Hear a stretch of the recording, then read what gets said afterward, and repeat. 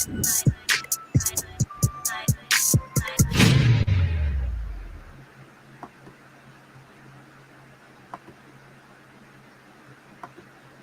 what's up, YouTube? It's the Real Boss CBA 15. Y'all already know what it is. I'm back, man. Hey, y'all been waiting on. I'm back. We gonna get this set up. We gonna start a whole new schedule. We gonna do something special. Man. We gonna turn up this month. Shout out to everybody that's tuning in. Man. We finna get ready to go live. Who I got on the panel with me right Jeff, Rose, what's up? now? Rose, is that what you sipping on? Huh? Is that what you sipping on? Uh, I'm sipping on something Alright, for sure. let's see. We gonna talk about your boy, Nature Boy. Man. What's going on with your boy, man? What? Well, he just got life. Yeah, life. Yes. Now the funny thing about that to me is there's so many people that disagree with that. Yeah. And at first I was kind of like the sentence was kind of harsh, but once you look deeper into the case, I understand why he got life because it's so many counts of so many various acts. So it's like uh basically they just stacked all the years on top of each other and they gave him life like or they could give him 1,000 years, but I mean what sense does that make? Just give him life. He gonna die in prison, you know? Now look for y'all that don't know, Nature Boy. Nature Boy is he's an ex model. Like 4 years ago, he was doing it pretty big. He was blowing up about he's blowing up on YouTube because he kept a house full of females and they would do anything that he tell them to do. And then he started blowing up on YouTube with that, and he transformed over to like giving relationship advice and things of that nature. But for some reason, his success had to take like a obvious left turn because with all the money that he was making, for some reason, he had to put on some scheme to like a spiritual cleaning retreat where he had all these people from around the world, and he kind of treated them all like they were his women. He brainwashed them, and now he's being accused of being a cult leader. It's a lot of things surrounding this case that's weird to me, but I don't know. One thing I want to say about this case is remember how you was talking about when we was talking about like pimps and stuff like that, Right. and then we were talking about how you know you said that the one pimp told you like one thing about being this pimp, you gotta know how to choose them. Right. So it's obvious that he got carried away with what he was doing, and he chose the wrong one because she didn't told him. Right. She doing interviews and everything. She's Right. actually the girl that you seen sitting in that bucket. She's pregnant. Yeah, and we can't show that on YouTube for a lot of reasons. Yeah, but it's funny to me like why in the world was this girl sitting in the bucket? But that's right. Like you gotta choose right.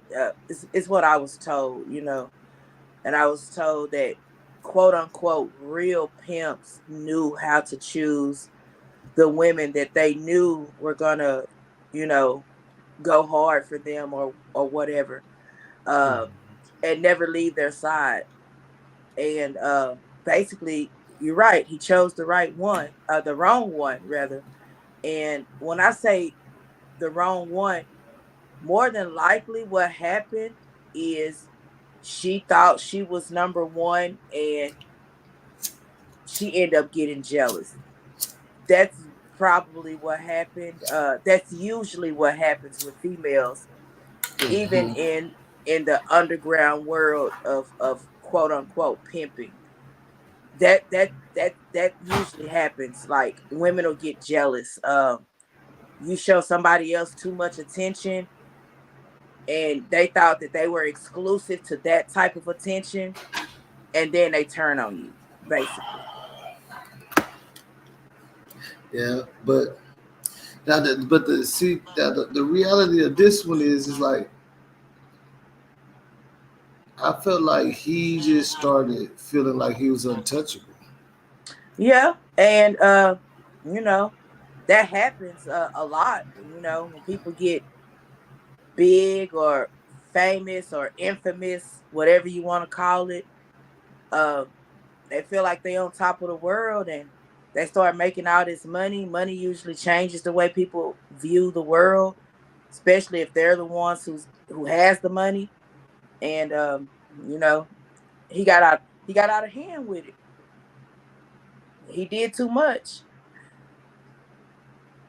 Yeah, he was definitely doing too much. And the And the thing about crazy it, part is, when I was reading the facts of the trial, like uh the fact that he was a cult leader, quote unquote, that's not even what was on trial.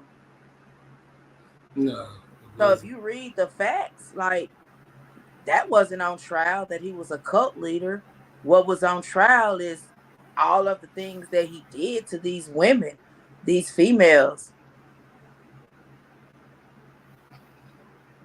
Yeah, it's more so how heinous the crimes was. But if you ever paid attention to how he used to move back in the day, it was still ridiculous. Like he had all his girls on command. Like he used to make them stand up against the wall for hours, and they can't buzz, they can't bend. And they used to call them yes sir. And they used to all talk at once, like they was in the military. Like he used to do a lot of extreme things to get these views.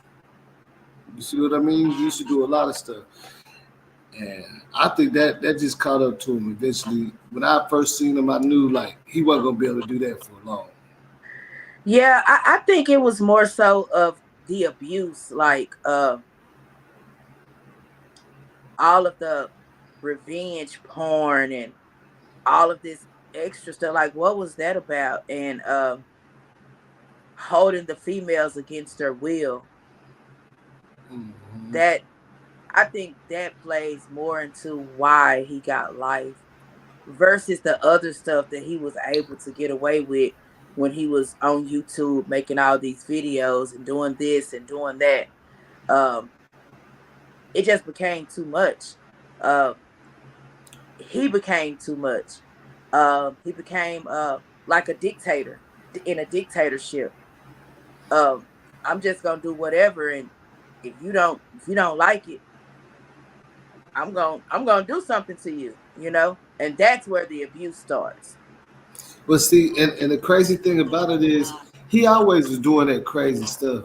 Whether it was some a little bit on the camera, but you could tell it's going on behind the scenes because other people spoke. But I think the further he got with it, whatever happened, that's why we gotta do a little research. So whatever happened made this girl, because it's her more of her statement that got all of them have to come testify against him. But it's more so her statement because she was one of the main ones with him during this retreat, and she was pregnant by his kid. And I know it still kind of boggles my mind that they gave him life though. But we're gonna have to look into this trial too, just to see. Yeah, so I was looking into the trial, and again, I think that he got life because they just stacked all the charges on top of each other. And, like, I don't know if you know anything about the legal system or anything like that, but they run it concurrent, it's what they call it. So they ran all of this stuff together, and I think that's how he eventually got life. Like, you see all the other cases, um the famous case, the famous R&B singer, he didn't get life. And And they could have stacked a lot on him too. It was a lot They of could have stacked, they could but have stacked a lot on I him. think the reason why he didn't get as much time as he maybe could have, or they could have, because there are so many other people involved in in his in his organization that was kind of helping him get away with what he was getting away with. So I don't think the courts could have gave him life, just because some more people deserve some time in that case. But when you start looking at this Nature Boy case, he doing this stuff by himself. Nobody is helping him. Like, Hmm. and Well, he did have a after a while. He had some people that's helping him, but they had to testify. One of them said he's still staying by his side to this day, so he's still brainwashed. But like I say, yeah. And I guess Nature Boy, he's not an R. Kelly. He doesn't have that much money. You see what I'm saying? He right, doesn't have right, that much right, money. right. You gotta think about that too. I mean, All the, but as for what they tell us, R. Kelly didn't have no money by the time it was all said and done. Like, we don't know, but he definitely has more fame, because I didn't even personally, I didn't hear of Nature Boy until just a little while ago, when I've always known who R. Kelly was. You know what I'm saying? yeah. And R. Kelly, he didn't have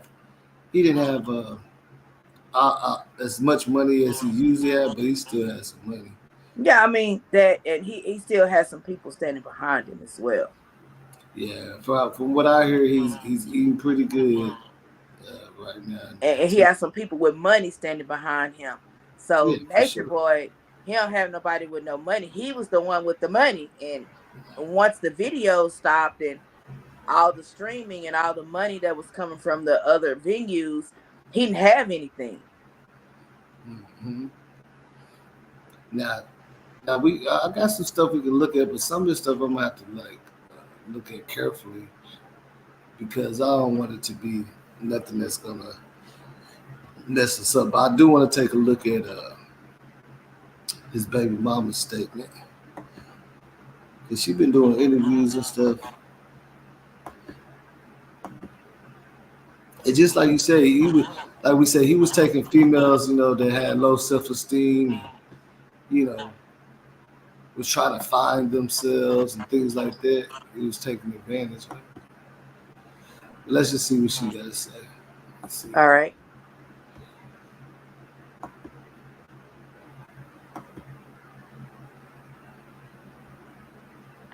Believe that, yes.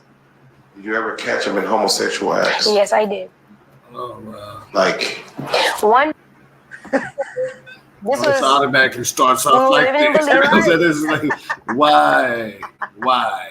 Yeah, no, it's just why. Why would it start like that? And one day, he always like had this friend, but he like always downplayed the relationship to me with the friend. So I'm thinking of the guy friend is just a guy friend. I'm thinking he talking to his guy friend like guy friends. You know what I'm saying? Like Right. on some homie shit. right. Belize's a little different, but go ahead. This is where the incident took place, in Belize. And he's on the phone with the guy. He's on a video chat with the guy. And he walks out the tent away from me to talk to the guy. And usually he walks away from me to talk to people. And I never really thought of anything. I was pregnant at the time. I never thought of anything like that. Like he would be talking about whatever behind my back or whatever. So I just was like, okay, cool. Like you going to talk on the phone, whatever. And then I catch him, like he thinks that I can't see him because he thinks I'm laying down in the tent. But something tells me to get up and look. So I'm looking, and I'm looking, and I watch him pull his thing out and put the phone camera on it. And I know he's on the phone with the guy. Mm. How did I know this was gonna get kind of crazy? Well, I mean, like, No, like nothing. You already know this is done. What I expect. well, it's like What are they doing? all these dudes are like indulging in homosexual acts now. Like, Like females are just not enough Yeah. anymore. Like I don't know. Uh, I don't know. I wish. And see, I don't like that word. You know why I don't like it? Because there's so many people that's gonna dislike you for saying that. You know what I mean? Yeah. It's just that word. I don't know what it is about it. It's the type of word that gets you, get your Facebook under suspension for a couple of days. You know what I'm saying? Well, we'll keep going. We'll keep going. Mute your second device though, so we'll echo. Oh, hopefully we stay. You hear me? I got you. What is it? Ask? It's not.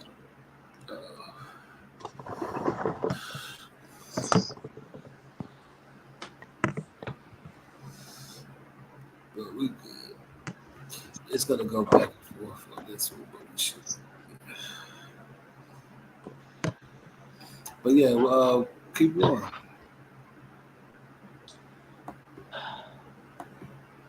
So yeah, I'm not. I don't know. I'm just. Mm. Let's see what else she has to say. Hopefully, it isn't too extreme. But let's go. I mean, this is an extreme case. Like, Hey, y'all got to donate on this one if you want to go in, because I don't know. Y'all got to donate, because this right here, in order for me to let it all out, I'm going to have to violate a little bit, which I don't want to do. But let's go. And I'm like, nobody else don't see this? So he comes back in the tent, and I'm like, were you showing that guy your penis? And then, they did show this, what she's talking about. They have the video of that. Well, at least he's doing that, and she's in the bed looking over his shoulder. The guy he was talking to exposed that live. And he's like, oh no, that's my friend. Da da da da da da. Really massaged it, and I'm like, okay, I let it go. He still has a relationship with this guy, so I'm like, this is getting weird. So now that I know that he has the relationship with the guy, he wants me to be a friend with the guy. So now I'm talking to the guy, and I'm noticing that the guy is getting more flamboyant every single time I talk to him. This nigga started wearing foundation. This nigga got the motherfucker. I don't even wear that shit on my house. This nigga got the fucking jail. I'm like, about 2 years after, like me consistently having a relationship with the guy or whatever, Natureboy stops talking to him out the blue. And I found out 2 years later that he stopped talking to the guy because the guy wanted to fly him out from wherever we were in the tropics to where he was to have sex for money. And this guy, the specific guy, used to send him money before he got into before Natureboy got into the carbonation thing. This guy used to send him money for sexual behavior, for sexual acts. And he would just send him from her whenever he felt like it, and that would be the gateway to having sexual relationships with nature. There was, no vitamins, no medication. The stories of STDs just running rampant throughout the carbonation situation. What is that in regards to where they say, hey, this is just. Oh, they get a little deep. There's no protection. Yes. Everyone's just doing whatever. We all got whatever, and we're just going, whatever. That was one of my biggest concerns being there. Whether there was a idea of STDs or not, I was always like, Natureboy, like you keep sleeping with these people, but you don't know what anyone has. Like you know what I got. You see what I'm saying? Like you know my history, but you don't know like none of these people's history. So every time I would leave, I would get tested. And every time I've left, nothing came back except for the last time that I went, or the last time I left. The last time I left carbonation, there was chlamydia in my system, in my system. I don't know where that came from. I don't know how, or like what. I don't know who he slept with, who had. No, this is now we're getting more of a glimpse of That last. why Yeah. these charges. I had never got tested for any STDs other than what I naturally, which was a case of HVS1 herpes or whatever, which I'm that to some degree. Blood or whatever like that. It's just that whatever lifestyle that person is living, that antibody gets exposed. I think we heard enough, right? Am I right or wrong? Do you think we heard enough on this interview? I think we heard enough on this for some reason. I believe she let us know. I don't know if there's any more information we need from her or what, but I don't know. Next. Right. I mean, that's to be expected. Like, you got all these random women. Obviously, you're not getting them checked out before you do whatever you do with them. Well, I mean, it's just nasty. It's just nasty, man. That's all it is.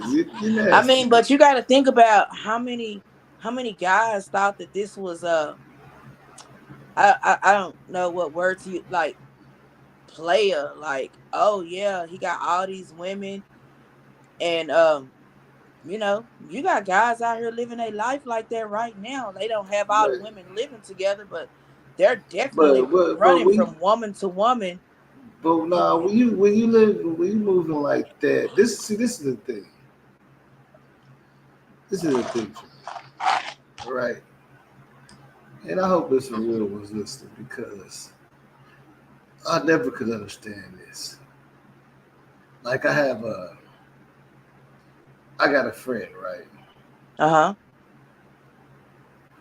He called me. He's like, bro, you know, old girl, woo, woo, woo. I'm like, yeah. He's like, man, I just found out, that she's pregnant. Okay. And I'm like, for real? He's like, man, ain't that wild? I'm like, yeah, that is kind of wild, It's kind of crazy. How did it happen? Was you wearing protection? He's like, no, well, I don't never wear protection. Oh. So I'm like, well, that's why you got 7 kids in the last 3 years. What are you talking about? He's like, right. I'm like, man, you don't get off my phone with this stuff, man. Like, come on, like, I mean, I think people are smart enough to understand what comes with it when you're moving like that, right? Yeah. Like, I don't think there's an exception for anybody, is it? No, it's not. Like, you just never know. You just never know. Like, you could actually be messing with a quote unquote good girl that has just gotten involved with the wrong people that she trusted, But see, he's messing around with a lot of people, though. But it goes from there. Like, so you got a woman who is maybe just sleeping with one guy, but he's sleeping with multiple women, and then you don't even know where shit comes from. Like, you have no idea. So if you're guy, he's out there having a continuous fest. Yeah. And so nobody's going to the doctor. Nobody's getting checked. Nobody is like, they're not doing that because they're on the, they're on this spiritual cleansing. But there wasn't nothing getting clean. Everything was getting dirty. So Everything was getting filthy. Like I don't know, with me, that type of stuff scares me. You know what I'm saying? Like if you told me you be going to the little club with and just be getting down, I'm gonna be scared of you. I'm not gonna I'm gonna be looking at you crazy. I'm gonna be, you know what I'm saying? Like that type right, of activity but scares me. think I don't about it. know. Who actually shares uh that kind of information? Everybody lives in a different reality. They don't live in actual reality. They live in their reality.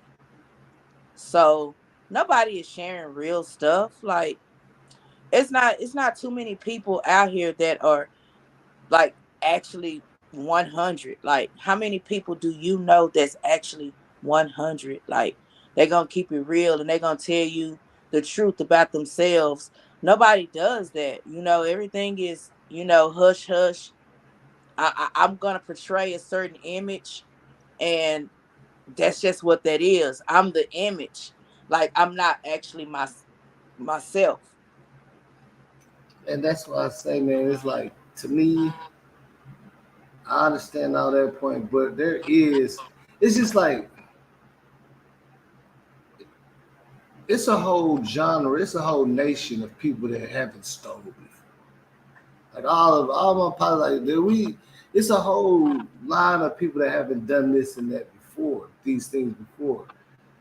So like it is people out there that understand this and they're not with that. But like even her, she's sitting up there telling you that she's witnessing these things, and she said she went and got tested every time she left. So I'm trying to figure out if you in a situation where you got to get tested every time you left, then you know you're doing something wrong. Like who does that? Well, you got the women, low self-esteem, women that's looking to be accepted into something, women who've never had the real love of a man, maybe didn't have their dad. They did have their dad, maybe they were abused by their dad. Like so many things, so many factors play into this. So many factors.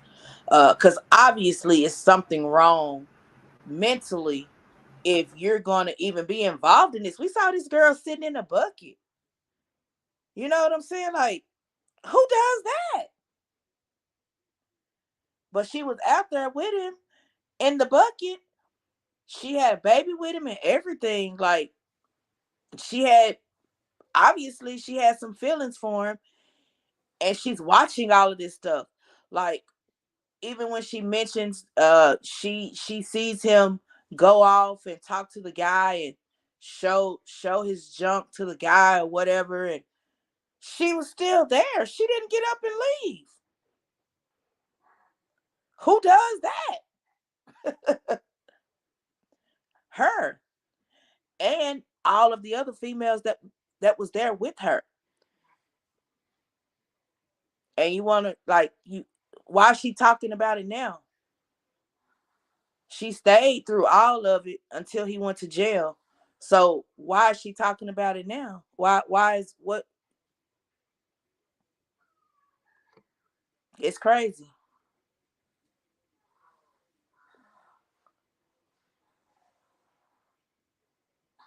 I don't know, like even for me, it's just that stuff is such a tough topic and situation. But I know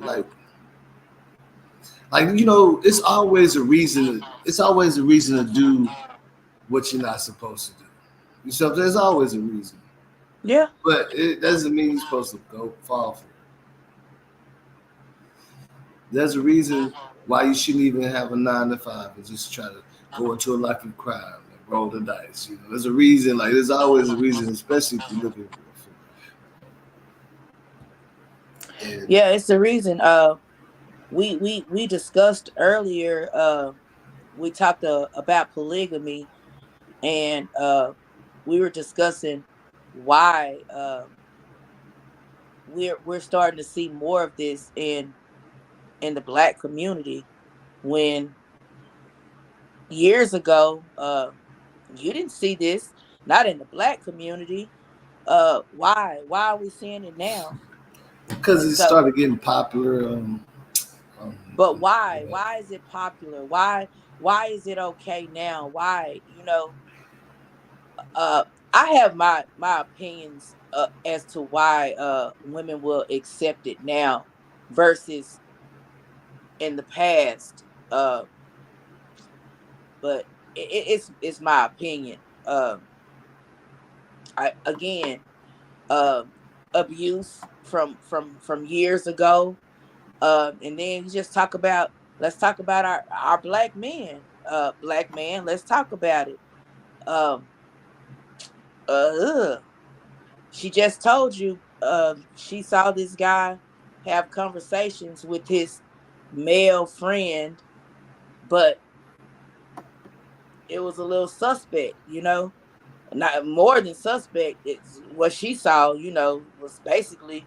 So as black women, we're starting to experience a shortage of black men who are actually willing to be with us and take care of us as a woman.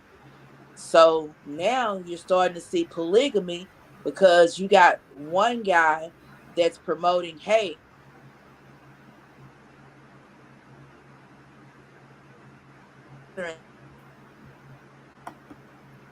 they kind of cutting out. anymore in the community.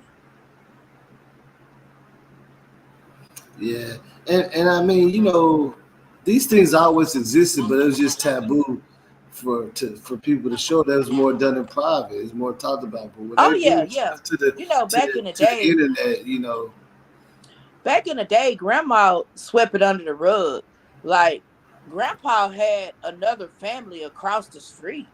You mm-mm, know, people grew up across the street from each other down the street and they were sisters and brothers. They ain't even know it. mm, So this kind of stuff has been going on. However, I think the difference between now and then is grandpa had a little bit more pride in being a man and he took care of home. So grandma was willing to sweep it under the rug because grandma wanted her bills paid. Grandma bills was getting paid, so she just shut up about it. You know what I'm saying? Well, now women just want to be taken care of, I think. And I think that the polygamy community is getting big because women want to be taken care of, and it's just looking more attractive that if we all get together, then I can be taken care of. Um, and I think it's just natural for a woman to want to be taken care of because that's the way it's supposed to go, in my opinion. I don't know. I mean, when you look at it all aspects, then you got these certain women that's so independent and not down with it, and it's like I don't even know which direction this generation is going into right now. Because you got some people on one end that don't need a guy, independent, dude got to do this and do Yeah, that before they even, and then you got this other side that I'm just trying to see which, like in my lifestyle, this is not normal. I don't see these things. I know it exists, but it's not something that I would run into on my everyday ventures. You see what I'm saying? Like, I don't even know nobody. I don't even know no swingers. well, see, I have been, you know, around the block a couple of times per se. Hmm. So I've seen some stuff, and that's the reason why I think I can kind of start to understand. Like I've seen women talk about polygamy and be okay with it. I have a person in my family that kind of engaged in polygamy, and she was okay with it, and she's not okay with it now because she understands something different. But then again, I think it was more about being accepted and just having somebody. And so you're willing to accept just about anything just to have somebody. And then you talk about the independent woman. I consider myself an independent woman, but I'm an independent woman because I have to be. You know what I'm saying? Like, I don't want to be. I prefer, and I'm not saying I prefer to be kept by a man like him just do everything for me, but I prefer to have a manly man. I prefer to feel protected. That's the word I'm looking for. So I think a lot of times in this whole polygamy thing, a lot of these women feel protected, whereas they never felt protected before. Not, even in childhood, nobody was there to protect them. So now they have this group of people, and we're gonna protect each other, and we're gonna take care of each other, and it just seems attractive because men are not doing that anymore. Men are not taking care of black women, and that's just a fact. Yeah, and you know, like I say, it's just I guess it's always all a lot of walks of life because, like I say, in my lifestyle, it's like where do you find these women that's down like that? Where do you see these people that act like that? I'm all around people that hustle, grind, and work hard. You feel me? Like I don't know. Like I do know what areas to go to meet these type of people, but we just don't go there. You see what I'm saying? That's a whole nother lifestyle. Just like you got the OnlyFans lifestyle that people look at it and think it's this and that, but you ain't gonna never understand it till you get around somebody that really do it, which you ain't gonna just run into people like that. It's like a secret society. You see what I mean? Right. It's more of a secret society. And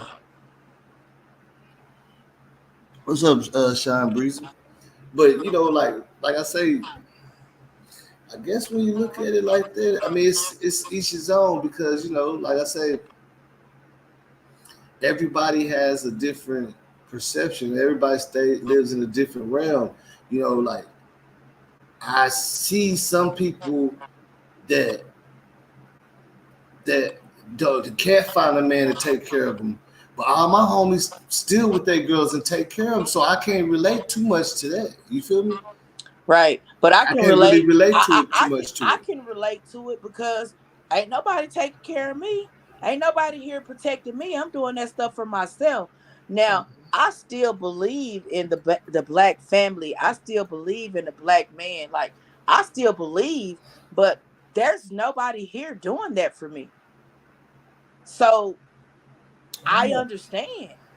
I yeah. understand. I don't want to cut you off, but it's like I said, I understand. I see both ends of the thing, but it's almost to me like how I used to feel like when we be outside in the old school, dudes be there and all the youngsters be having their little J's on and they tell them, hey, you know, you ain't never been there if you ain't been to the pen.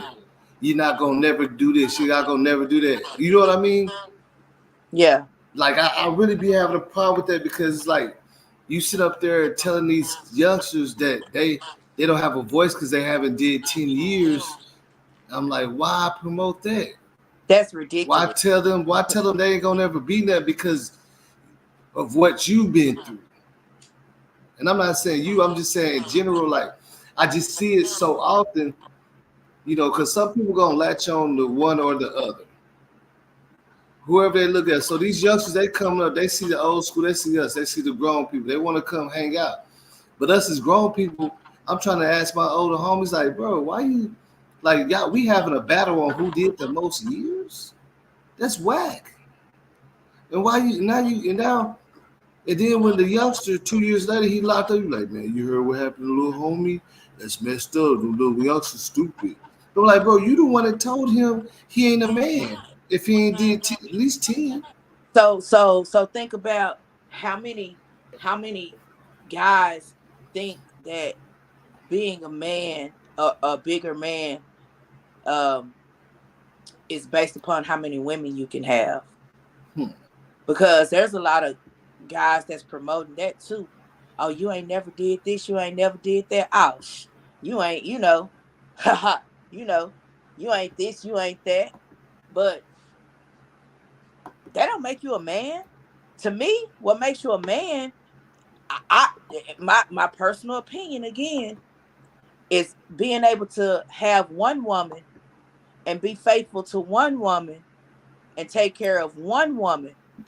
To me, that makes you a better man, a bigger man than having all these women and having all these notches on your belt. Like, it makes you a bigger man if you can, like, keep it in your pants. Even when there is outside influence, there's always going to be outside influence because, and I'm sure you can agree, there's a shortage of the black man. So y'all got y'all pick of them. And it's so many reasons why there's a shortage that we would like that we would, like if we get deep in that, like it's so many reasons to why there's a shortage. But I don't know. I feel like vice versa. I feel like it's a shortage of real women. Like half these women can't even cook, man. Like and I can't make that up. Like you're gonna be eating the same thing every day. They got one thing like real cheap. Like I don't even understand it. Like and then Because, they get mad when you get a plate from your auntie. Yeah. I'm like, come on, man. I ain't gonna keep eating the same thing all the time. well, because, it's just not being taught in the households. Like, back in the day, women taught women how to be women. You taught them, you think about, if you go all the way old school, you know, the women knew how to sew, they knew how to cook, they knew how to do everything. So I was raised old school, you know what I'm saying? So I Right. know how to do a little bit of everything. Now, I don't like to sew. I hate that. But if I need to sew something up, I know how to do it because my mama taught me. You know what I'm saying? So But you got to that think about. that made me think about this because remember how I told you like right now it's going viral where like these other these women overseas are getting on American modern women like it's viral like they're going back and forth and this one uh Japanese or whatever like she said so I'm so tired of these women talking about I don't know how to cook I don't know how to do this because my mom didn't teach me and she said, but your mom didn't teach you how to sew. You know what I'm saying? But you learned how to do that, didn't you? Because you wanted to. Your mom didn't teach you how to sew, but you learned how to do that, right? And you do it real good, huh? Yeah. You know what I'm saying? Like it's always a vice versa. Now I feel like there's some truth to that now. Well, Because you say you probably a don't know how to man, but cook. see, that's the And I know, thing. and look, I know A it take man probably look, taught her how to do that because yeah, that's what he wanted from her to, so he could be pleased. A man taught her that. a lot of Ain't no times the telling where she females, learned that at. but She see, probably was molested, and that's where she learned it at. Let's get real. Talk about the but see, real. that's I'm saying we can't just give everybody an excuse for this because we're never gonna move forward. Because if everybody has a reason not to do it, we're never gonna do it. Like if everybody, oh, Johnny doesn't do that because his dad left him, well, because he's the But there's they're giving him a pass there's not to play reasons victim. though. But there's reasons why. Like, so if you want to Okay, now listen. talk about Now, it. okay, It's let's talk about reasons. it. Let's talk about it. So, if a woman, okay, let's say a man taught a woman how to do this, right? Now, she's a woman, a grown woman, but you stand don't know how to do that, but don't know how to cook. You don't want to go learn. You can turn on YouTube to learn how to cook. But you're a Maybe, grown woman. But you're a grown woman, maybe. and you stand on being the best at But this. I I'm gonna don't get say it. something about cooking because, as you see, I am a chef. Everybody just ain't gonna be able to do it. Now, I'm saying even in just the cook kitchen, something. It don't. You don't some have to but be a hey, chef. man, in the kitchen, and I was a kitchen manager for 11 years. You know what I'm saying? Say, some people just don't have it. And I had to get rid of people like, you know what? And I've worked with you and I've worked with you. And some people just don't have it. Well, yeah, a lot of people ain't gonna be a chef, but I don't think you have to be a chef to cook for your kids and stuff. You don't have to be a chef. Like No, that's a, but I think you're gonna be eating the because same look at shit. You're because let gonna me be tell you eating the this. same shit over and over But again. let me tell you this. So if push comes to shove and something happens where all this fast food stuff is contaminated, that means we just out of there because nobody's not supposed to. Like, what world are we living in? Like, No, I you don't just come to understand. me and let me make all the money. That's all. Don't Mm-mm. worry about Mm-hmm. I mean, let's just. I'm just looking at it like, you know, it's. I guess it's more so like I believe everybody got a pass. Everybody been through some stuff, and the things you go through really supposed to make you tougher, stronger. You know, that's when I look at that. That's how I feel about that. it. Well, Because I mean, I could be sitting up here telling you, hey, when I was a kid, my dad choked me out. He left and all this, and that's why. But I'm going, I'm grinding. Look, I can tell you my life story. You're gonna be like, wow. But that's hey, you know, I if ain't I gonna look back at that. I'm gonna keep going. That made me stronger. if That I made me tell you stronger. my story, and I guarantee you, I have a story to tell. It just depends on who you actually want to be. And so again, man, you talked about this previously. You have to want it. You have to first, and the first thing you have to do is you have to realize that you need the change. You have to realize, hey, it's something wrong with that. A lot of people don't even know that it's something wrong because it's become the norm. They don't even know it's something wrong with not being these girls But you don't know, want you to take them but to but Cheesecake Factory on the first date. I'm like, but shit, see if what? at the same time, we're still saying the same thing because really you're just saying that people are just being sorry. They're Yeah, settling for being sorry. There's not an excuse for that. It's not an excuse for settling to being sorry. You but know, that's that's society. not an excuse. That's society, though. Everybody is sorry now. Kids But if don't even that's go I outside don't. and But see, play. I'm not a trend chaser. Just because you society, you say that's society. Look, if society can go out there and start mating with animals, I'm not gonna do it. I mean, It could be trending I'm to not do gonna all do the. it either. Yeah, it's trending to I, do a whole bunch of I'm crazy just stuff. I ain't gonna do it. you ask the question as to why things are. I'm just giving an answer as to why it's happening. I'm not saying that it's right, but it is what it is. You looking at it. The proof is in the pudding. Yeah, I understand that, but what I was always taught. I don't want to hear your excuses. I ain't talking about you. Like when it came to me, nobody want to hear my excuses of why I did this and why I got in trouble. Why I'm, you know, that just don't fly in the real world. You see what I'm saying? You're not gonna go to the job and say, "Hey, well, I think I need a extra," you know, because I was raised like this. They don't care about that. No, nobody gives a shit. Nobody cares. But you gotta grind through it. Like it is. You just gotta Now I'm grind saying it. through. I just me personally. I feel like, and see, that's why these modern day, that's why these overseas women are getting at Americans because they say Americans cry, and then they're out there getting trafficked.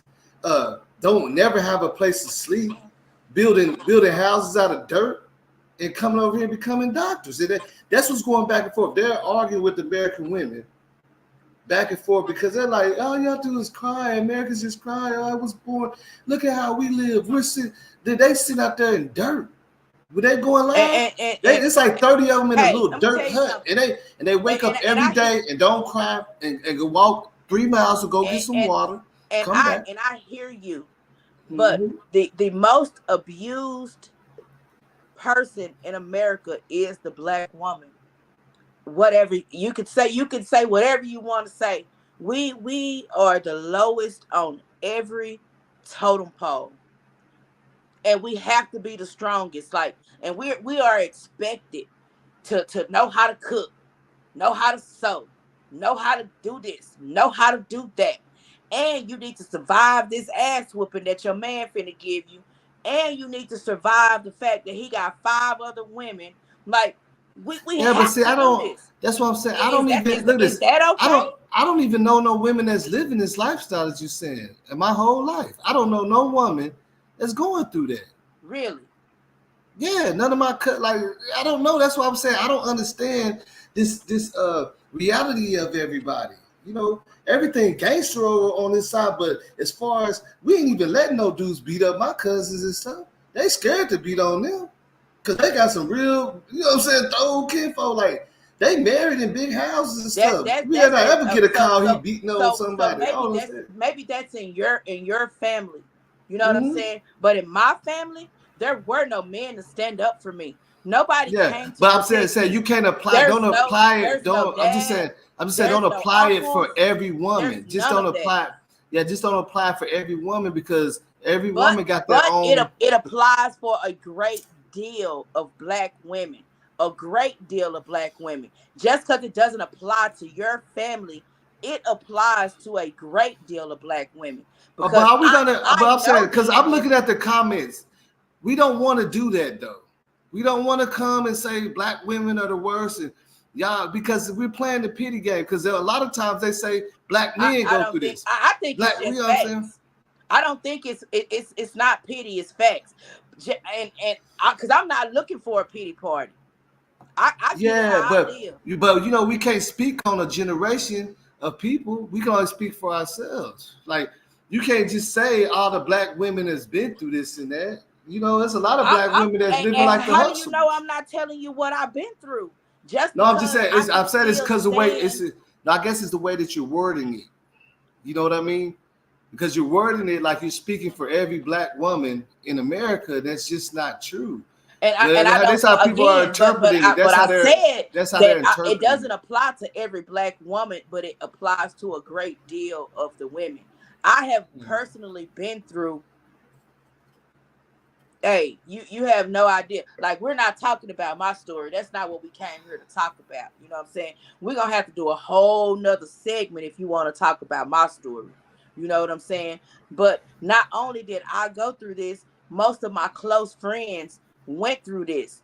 Like, and you know, it's a saying: birds of a feather flock together. Most of my close friends have been through abuse. They have been through molestation. They have been through the ringer.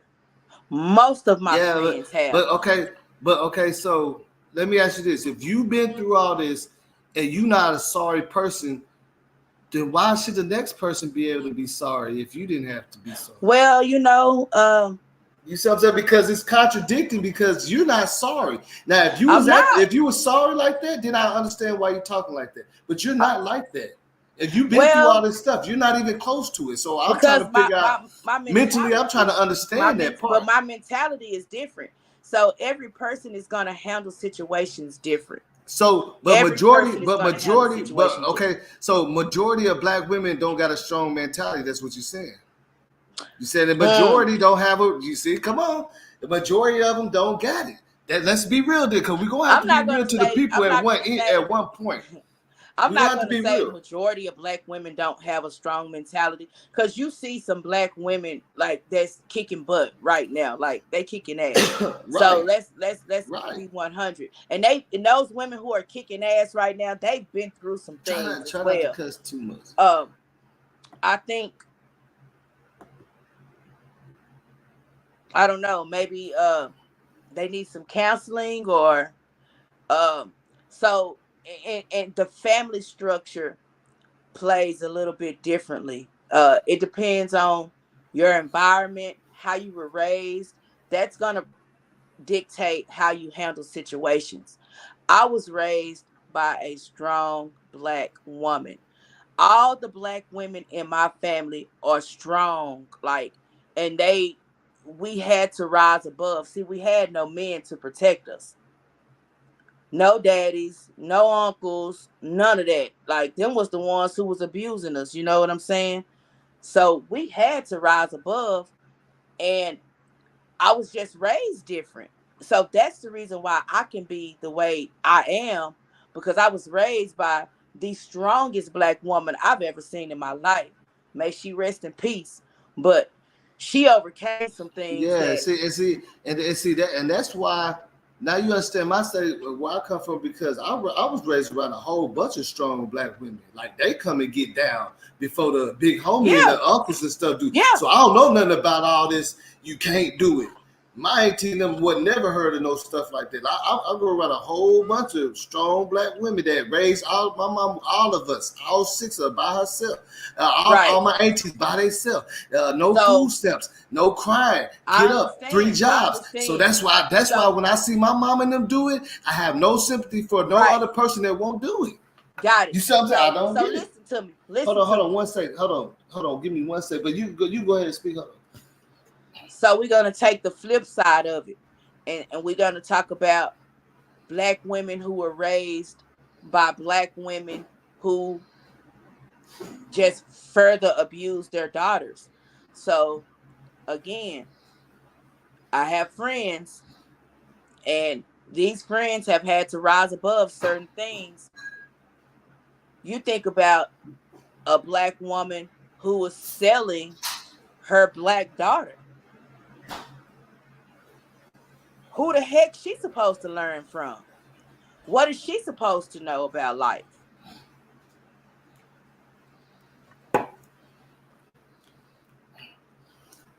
Yeah, but then okay, go ahead. But this is a good topic, but we gotta give them what they want. You know what I'm saying? We have to hit the topics and be controversial about this because, like I say, everybody sees in different ways, and I think that's as a society. I think that's what the problem is.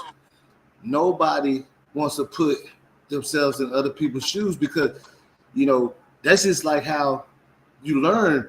Like even me on YouTube, the way I learned how to do it is I sat and watched the people that I knew that was bigger than me do it. Right. And when they gave me pointers, I listened to them. I didn't go against what they said and say, "Well, I feel like," when they told me this and that, I said, "Okay," because I seen them do it. I'm watching, and I feel like that's one of the major problems that we have as people. We can't take no advice. We can't listen to nobody Oh else's. yeah, Yeah, nobody we wants. fight. I mean, my Nobody daddy. wants constructive criticism nowadays. Everybody too dang on soft. Yeah, hey, no, you remember Rush Hour with Chris Tucker and Jackie Chan was already he said my daddy saved 2 crackheads. Well, he said my dad went to Vietnam. He said, well, my daddy to put out 4 burning houses. Say, you know, so like we just going back and forth on who's the toughest, who did the most time, who life was harder, who, you know what I'm saying, and that's we never gonna get nowhere like that. I ain't saying me and you. I'm just saying in general. It's in general like. Anytime you see us gather around have a conversation, we're But battling. I think you have to have conversations like this so you can understand. Because you don't understand why, and I'm just trying to make you understand. Like I'm just trying No, to make I mean you I do. I why. mean I do And understand. I'm just I've seen it. I mean, I'm just giving you different aspects as to why people are the way they are, even though I'm not like that. Because see, you know me personally, and you know that I'm not these women. You know what I'm yeah, saying? and see, Personally, I'm going through something right now, but I can still think, like I can still move, I can still fight, like, and I'm a fighter. So think about that. Some people are yeah, just not fighters. Everybody is not a fighter, but see, but I you're am. gonna have to in this And world, but see, I'm or you're coming out on gonna top. lose. That's just the way I am. But everybody does not have that in them. Just like everybody's not a leader. Some people are made to support the leader, not to lead. So it's just a difference in people. And I think that you're not taking that into consideration, that No, people that's what I'm saying. are just I've took it. different. I understand that. Like I don't know why you don't think I've seen. Like I came from the same generation, so I've seen way more than any of these new generation people will, and that's why I'm to the point where I don't understand it anymore. Because I've been with women, where I'm paying almost everything. They can't even keep up with the light bill. And they playing, look, And and they paying pity. And I Right. had to tell them And like, hey, take you and you complaining about cheese and ketchup, and you ain't did nothing that my aunties and stuff so, did. and so Nothing. then you take a woman like me. Uh, I say that I'm a good woman. Maybe some people could disagree with that, but everybody who's ever been in a romantic relationship with me probably wants me back. They know that I was a good woman. But I've never experienced that. I've never experienced a man actually take care of me because I was the go-getter. So they just kind of relax. You know what I'm saying? So again, when we go back to the whole polygamy thing and women wanting to be protected, women wanting to be taken care of, hell, me too. But I'm not finna, I'm not doing a polygamy thing just because I'm not sharing. Like I'm not doing it. I'll be by myself before I do that. And and more due to my age, it's looking like I'm just gonna be by myself. And I am the woman I who's mean, it's just I'm it's gonna only cook if you every day. accept if you believe that and you accept it like that. I mean, but like I say, you don't know, like you know what I'm saying. Like Again, none of us it's is not clear. it's not that I'm accepting it because if you recall earlier in the conversation, I said I still believe because I'm divorced. Like I've been married. I still believe in the black family. I still believe in the black man. I still believe in that. But I've just never experienced I've never experienced a man who just really wanted to take care of me and make sure that I was okay. Because they always wanted me to make sure they were okay. So where the heck does this sorry group of men come from? Because you real hard on the women right now. But let's talk about this sorry group of men who need a woman to hold them up. And I'm Yeah, I mean, it's all type of sorry people out here in this world, and I'm yeah, not making an excuse. you're on the I'm women. not. I'm not gonna make an excuse for these men. I don't stand on it. So any man, like, I'm not gonna say maybe he did his daddy. I'm not gonna do that. Yeah, you're right. They sorry, and I'm not gonna make no excuses of how they grew up or none of that, because I grew up the same way. Without a dad, I started working when I was 13, taking my brother, taking my brothers and stuff to school. Couldn't go to the clubs with my homeboy. So I'm not gonna stand behind a sorry man and say it's because of this and that. I'm not gonna put it. You know what I'm saying? I'm not making an excuse for no man that's doing that. Yes, I'm sorry. It's a whole bunch of sorry people. And my thing is, man or woman, I just don't feel like there's too many excuses to give them, because I know once you give an excuse, then you never fix it. Like you don't never move on and get better, because that's like me. See, all of us, even going through in school, all the people that would say, "Well, I can't do this because," and I can't do it, they got left behind, of course. And if we can't motivate them, then you just can't ride with us. I'm sorry. You know what I'm saying? Like that. Then later on in life, you shake out of it, and you might start doing. I've seen people that were sorry shake out of it, and he got 3 businesses. It took him a long time though. Yeah, it took him a long time. He was a sorry dude till he was about 45. Now he got 2 big truck companies, but he was sorry his whole life until he was faced with reason not to be sorry anymore. So that he had to get it right. You know, he done been in jail so many times, man. I guess that's what it took. He been in jail so many times. Now he can't get a job. He don't got his people to take care of him no more. He had to fend for himself, and now he doing his thing. You know, but hey, that's like I said. I'm not gonna make no excuses why these dudes who grew up in some messed up too stuff. They've been touched on and all that, but I ain't gonna say that's a good reason for them to treat no woman or mooch off a woman or be a, I just don't. I don't believe in it. You know. Like if a dude told me right now, yeah, I be using her, she be, yeah, I'm like, bro, I tell a dude right now, don't ever brag about nothing that ain't yours. Like you driving a girl car, that ain't your car. I don't respect that. You see what I'm saying? You didn't buy them clothes, we don't respect it. But so many guys do That respect. house ain't yours, I don't respect it. But so many guys do respect it. So many. And so you're speaking you are a select few. And I hope you know that. you are a select few. You're not today's norm. I'm not today's norm. Like we don't even fit in. We kind of like misfits, you know what I'm saying? Because it just don't go like that no more. More and more women think about the stay at home dad. Where the heck did that come from? Like, but more and more it's becoming more common, more common. Women are the breadwinners. Women are, and women accept it because they just want somebody. Well, I guess we just gonna fall all the way down that to the agenda that they want us to be in, because they is divide and conquer, and we show going for it. We promoting the destruction of the black people. You know what I'm trying to tell you? We standing on it like no other with, and don't even get it.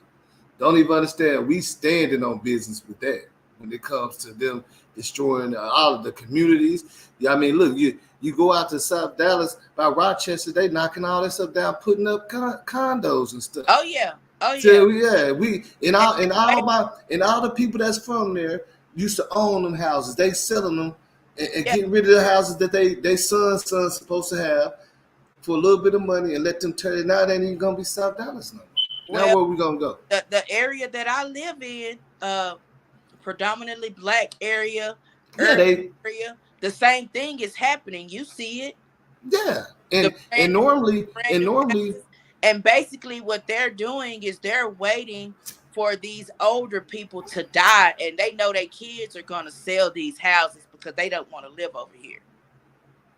yeah. Same thing in South Dallas. They just waiting for these people to die so No, they can don't say sell that. the Word. house. Just say pass. But yeah, I mean that's look at this.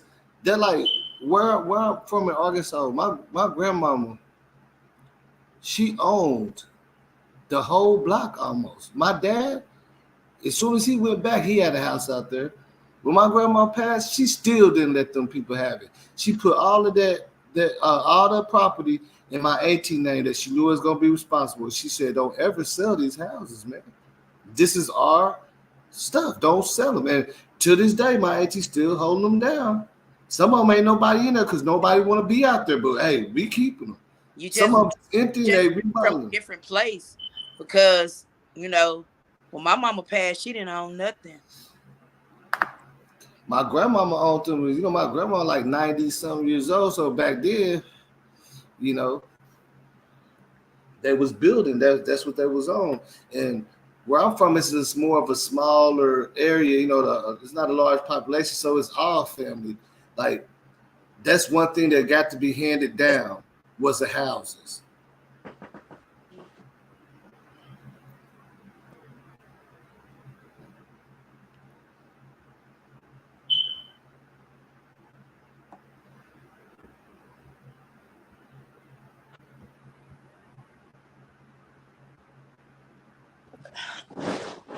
All right, I'm back.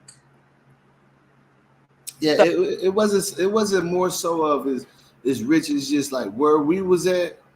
They put us. We was there, and we stayed there. They didn't even want to come in there. They didn't want to come gentrify, change nothing. That was inherited. That's the only thing. It was that land because they didn't want it anyway. You feel me? They didn't want to come nowhere around the projects and none of that. and And it's just it was just different, I guess, where you came from. So my family was predominantly based in Dallas, uh, and it was just hard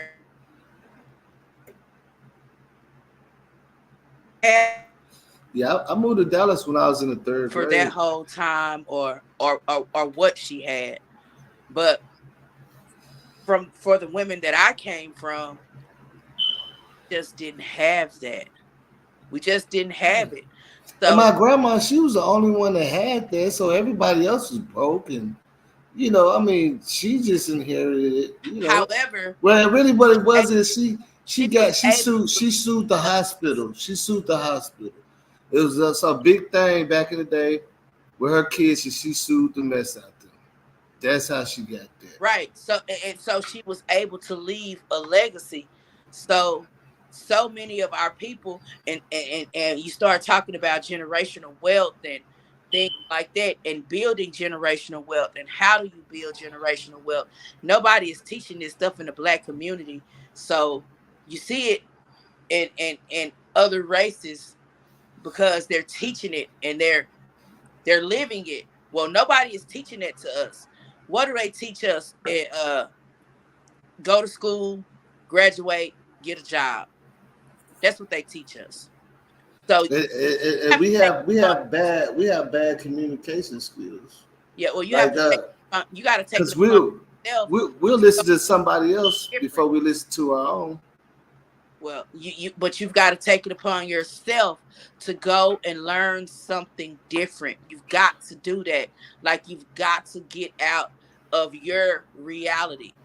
Like you've got to get out of your family, especially if your family ain't doing nothing. I ain't saying don't love your family or nothing like that.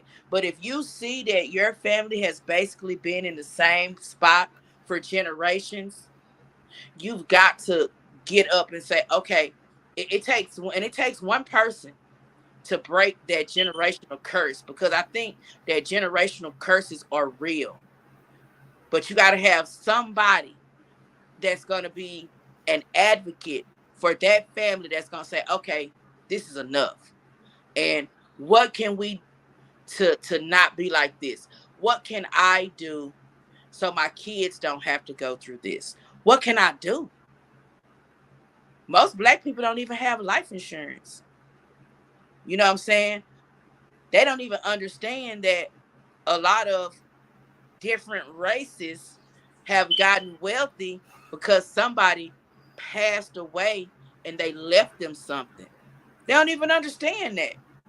Because they don't care about that. They're too busy caring about the J's and being seen and popular and Instagram and being at the mall. Do you know what I'm saying? Like And that's so our culture. Everybody just wants to be seen. I Just understand, like just but look, I'm gonna tell you the truth. All them houses my grandmama and them got out there, it's a ghost town.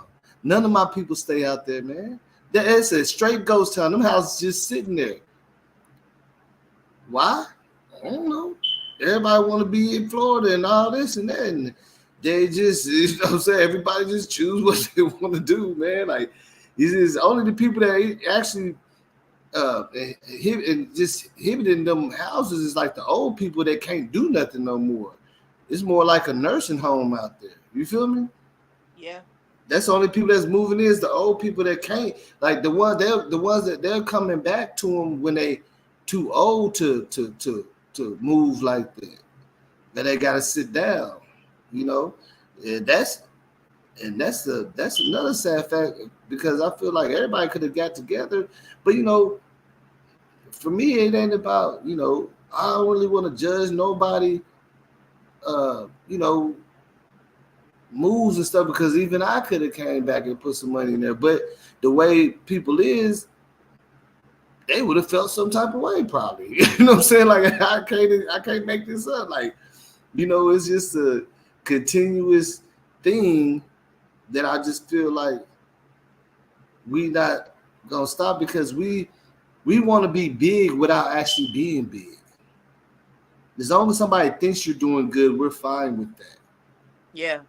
The We're facade. fine. Mm-hmm. And I'm just way more real. Like I don't care what it looks like, Mm-hmm. to other people. I just care, about what I can do for me and my family, and it don't matter to me what it look like to other people. Right. But society and social media and all of this has made it to where people are just living fake lives basically. They're making it look like one thing, and it's absolutely not that. You got the couples that look like the perfect couple. In reality, they just Mm-hmm. signed the divorce papers already. Right. You know, And then look at this. When we talk about the subject that we was talking about, what do you think about the people that claim the struggle but never lived it, men and women. Like, for example, T.I.'s son, he wants to Oh be my God. so much in there. He grew up in a mansion. Bro was He born wants to go back to the hood.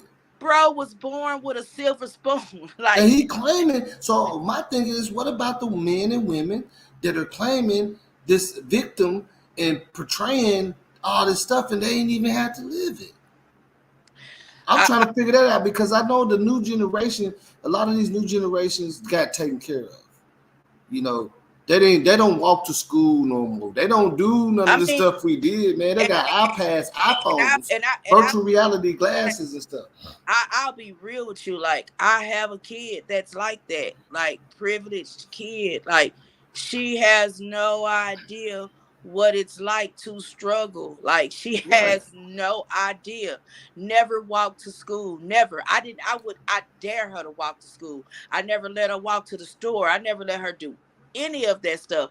Now, at this point in her life, I'm kind of regretting that she didn't have to go through something because there's no hustle. They don't even know how to hustle.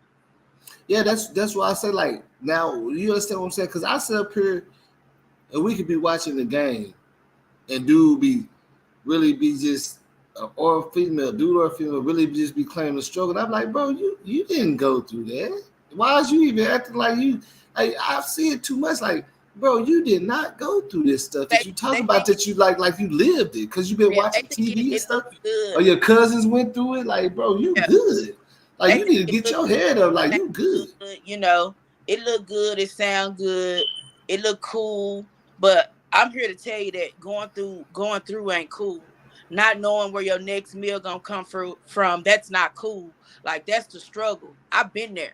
You know what I'm saying? But I I made sure that my kids never, ever, ever went through it. Even if I was struggling, they didn't know it. Yeah, look, just like I got a homie. Every time we get around a bunch of people, get to drinking, he started talking about the struggle of going to jail. Oh Lord. And look, he don't he act like he I guess he forgets that I know. He talk about 10 years and all that. Dude, you did 6 months, bro. Stop.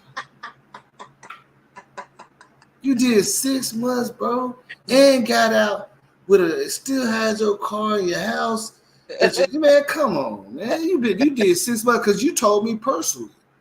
You did 6 months, but when we get outside, oh, here we go. I did so much time and all this, like, man, come on, bro. I think that it's become popular to play the guilt trip. Yeah. Nobody never helped me. Nobody never did Yeah. that. And you sitting in a condo. You sitting So in a so condo. You got people that be hiding where they live at because they don't want you to know that they people got some money. playing victim is a thing now, like um the whole even with women, like the whole damsel in distress thing. And I'm gonna take it a step further and tell you that being a single woman, I have played damsel in distress just so I can get what I needed. You know what I'm saying? Like, I will go to a car place and act like I don't know nothing. And then they start trying to hit me with them prices. And I'll be like, oh, but, oh, this, and oh my God, that. And, like, I've done it to get by. But to me, it's just a hustle. Like, it's just what I had to do at the time. So I can get what I needed. Again, I ain't never had no man to take care of me. So I had to learn how to get it how I live, you know? But I really I don't like the whole damsel in distress thing. Uh like, it kind of pisses me off sometimes because I feel like girl, get your butt up and go do it. Because Right, certain because can let be me because look, check this out. Because when you talking to your daughter, you ain't gonna sit up there and let her tell you all these excuses why she ain't get. You know what I'm saying? You no, gonna be because like, nope, I don't want to hear it. I don't want to hear it. Like, I don't want to hear it. Cause I'm gonna shoot it to her real, because my mama shot everything to me real. Like it was absolutely unsugar coated. Like she did not care. She gave it to me raw and uncut every time. But see, that's what built me. So you say Right. I'm talking about these women and how they are, and this is but see, the boss said, think about what I'm talking about, because your mom spoke light into you. She could have said, "Yeah, us black women, we can't really do nothing," but she spoke light into you. Life. My mama, yeah, she spoke life into you. She said, you see what I mean? Get your butt up and handle your business. Get up and go. And that's how we need to be telling all these sorry people. All these people that's sorry, get up. Nobody can change your situation except for you.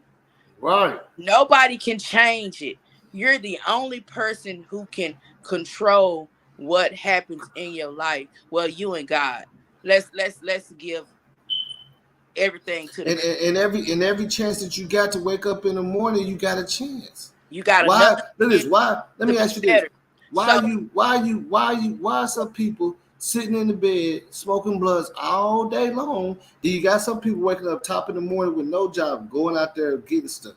This is just a difference. Now, so, again,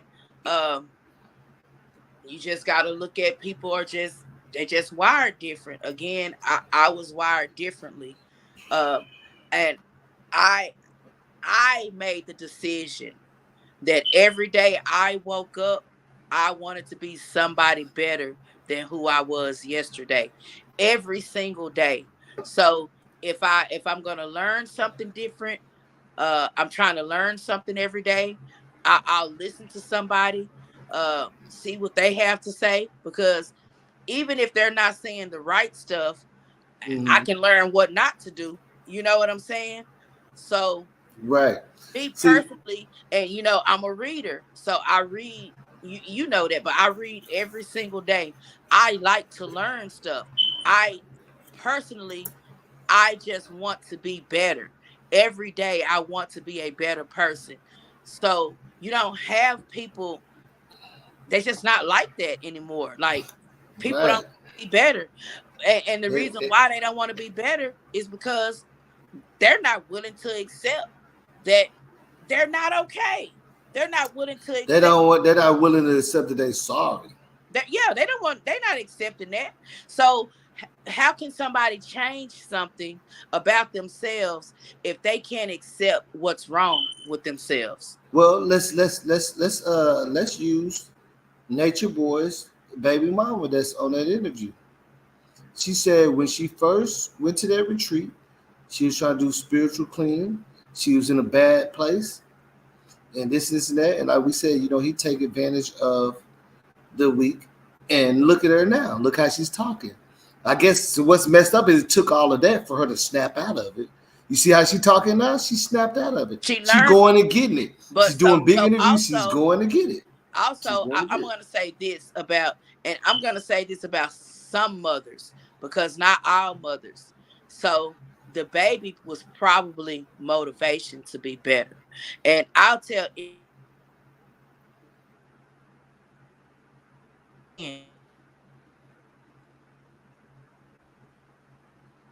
very young. But I tell anybody that my first child saved my life. So it was a reason why I had my child when I had him. And a lot of people can say, oh, you had a baby when you were 16 and they look down on that. Woo, woo, woo, woo. Well, had I not had my son when I was 16, I'd probably be dead or turned out on the streets. It gave me a reason to want to be somebody better every day. And then comes along my daughter. My daughter comes a little bit later. My kids are stretched apart, like 7 years apart. But by the time she comes along, now I know some stuff. So she's raised way different. That's why she's this entitled child, like, because she don't even know the struggle. She never had to. She never had to know the struggle. And I think that's where a lot of this sorriness comes from. People don't know the struggle. They never had to struggle. Right. So they just like, oh, you mean ain't nobody gonna come over here and give it to me? Somebody always gave it to me. So where the people that's gonna give it to me? And I think that this generation of people, that's what it's about. Everybody's like super entitled, and they're looking for the And person. they and they didn't struggle like that, and they're claiming it. Yeah, They didn't struggle like that, and they're still claiming. They're still their because entitlement for is so look. life is hard because They're ain't nobody they're, came and gave them they're nothing. So to them, they like, oh, this is so hard. This is yeah. you Like know, if, think about it. when you see somebody that's going crazy because they don't got no green today, and they got to wait 2 days to get paid, but all bills paid, everything card. That lets you know how entitled people is. Like you worried about the wrong thing, and you get paid in 2 days. Won't you just sit down? Like I don't understand some of these people priorities. Like the things that people be crying for or crying over. I'm like, man, I wish that like that. I know there's a lot of people that want to be in that position to only worry about what you're worried about. So what you, like, I Exactly. know there's a lot of people like, but everybody, it's just so overwhelming. They make all their situations so overwhelming and so deep, and it becomes toxic to whoever you're around. Because the thing is, you do see. That's why I understand why Ti is acting like that, because he's so worried about losing his son, because his son wants to be so hood when he got it great. And And his son don't understand. crazy. That's why somebody gonna mess him up because of who he Exactly. is. He gonna run up on somebody who hood for real, and And they gonna gonna want that because of who he is, and want to show him this is the struggle. You ain't, you know what I'm saying? And that's the part of it that I just don't understand. I don't agree. Like even when we talk about these women, like, you know, I know somebody that her, you know, their mother's a doctor, their dad, like, and like I had a friend that his his mom is a plastic surgeon, his dad's a doctor. They have their own building. Right when you crossing over to go to the country, they have their own facility, and he just wrecks every car they give him. He's always have some. Well, my parents don't love me, but you got a throw BMW that got the little thing that's set out in the middle, like you can sit back, and you got the flip thing with the notepad, and you got the seat covers and the umbrella. And he just let everybody drive his car, and his parents don't love him, and they keep giving him all this money till they cut him off. You know what I mean? And he's no longer with us yeah, because he couldn't take getting cut off. But I'm like, they bro, take it. you living way too good. Yeah, He got it's other just brothers that's smart. His other brothers are tech. His other brother, right? Do the designs for airplanes. He do all that for, you know what I'm saying. But he's the oldest, and he had everything that he wanted. Like when I first met him, he had like 3 cars, all brand new. But man, my parents don't want me. And like, you know, it's so easy to find a reason to go against the grain. You know what I'm saying? and I went through that, went through that with my oldest child, you know, like you wanted everything to be wrong, and you know enough about my life to know where that landed him. So I mean, That's why I say, well, and I feel like, you know, us as people, we not being grateful. That's what it is. We're not being grateful for what we got. We're too busy because you can have everything, but you want the same thing Tom and them got. But you don't know what they really living like behind that closed door. But you just want to exactly. be just what it looks like from your visibility when you see them at the gas station. The But you, green, the grass but is see, always greener. but Tom and them arguing because his wife saying, "How come he can't? How come they ain't living like you?" Right? Tom and them over there saying, "Oh, Bill He got the new woo woo, and all his kids got the iPhone, and woo woo woo, and we struggling and woo woo woo. But Bill, like, man, I want to have. He argued with his wife, said, "Why we don't do?" You know what I'm saying? Like, it's just to me, it's almost like the Twilight Zone.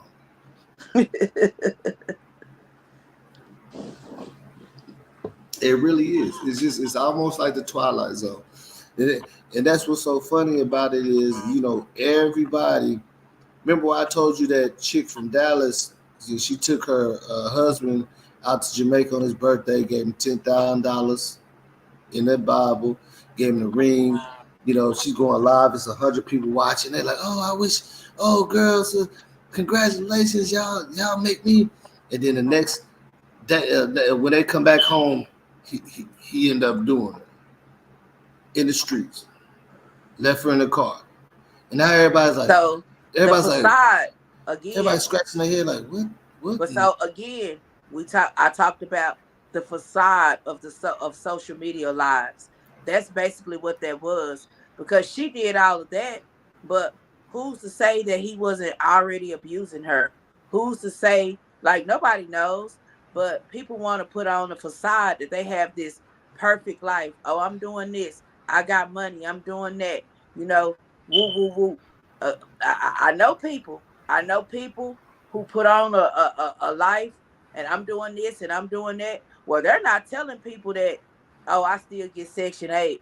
Oh, I still get food stamps. But you got people out here thinking that you got it to, oh, I get my hair done every week. I get my nails done every week. I do this. I do that. Woo, woo, woo. You're not even paying your bills. You should be able to do that. Right. Now, look, that's how we finna connect what we talking about straight to this case. Because for one, everybody want to be like Natureboy. They didn't know about all this STI, that crazy stuff going there, but they wanted that. This what comes with it. For two, the baby mama, she said, yeah, I was in a bad place. But after going through this, I realized I wasn't in a bad place at all. You know what I'm saying? Like, that's what she said on every. She said, yeah, like, she's woke now. You see how she's talking? Yeah. She when she was with him, she was, oh, yes, no. And now she's like, yeah, this, like, she's herself. She's back. She's back. You see what I'm saying? But she admitted, she said when she went there, she was so messed up, brainwashed, and by all this social media and all that, she felt like she needed spiritual cleaning. There's nothing wrong with her. All of this had to go in a place so she realized there's nothing wrong with me. This is who I am, and this is who I like. I'm gonna stay this way now. You see what I'm saying? That situation brought the real back out of her. Because you see how she's talking? I'm like, oh, she talking like, it's crazy. She talking a little hood now. She never used to, if you look at the videos, she never used to talk like that. She wasn't saying this nigga, she wasn't using none of the words. Like, she like, yeah, she wasn't talking like that. Now she's back to herself. And I don't know. That's why I say people change. No, people don't change situations, change people. So when you say you're supposed to fear God, you better fear what God might have to do to you to change you. That's what's supposed to scare you. He'll put you in some situations, and you either gonna sink or swim. Right. I mean, and that's just the reality. Again, people are just built differently. People are wired differently. Then you start another thing that we don't really touch on in our community is mental health. Some people are just not mentally healthy. Some people need some help, some mental help. And nobody talks about that. Nobody wants to admit that this is going on. But it's going on, and it's very, very prevalent. It is, and one thing, yeah, I believe in that too. But one thing I can say about our people, we not that messed up as some. Because we not the ones going out there doing these massive all the time and snatching all these kids and all that. We ain't doing that. We do have our problems, but it seems like we know how to stay a little bit in float because but other people that will go out there and just go. Yeah, but what you're starting to see is more and more in our community is adapting into other cultures' ways of doing things. Uh, like for instance, unaliving yourself. So think about how much more our people are unaliving I'm themselves gonna drop the link right now.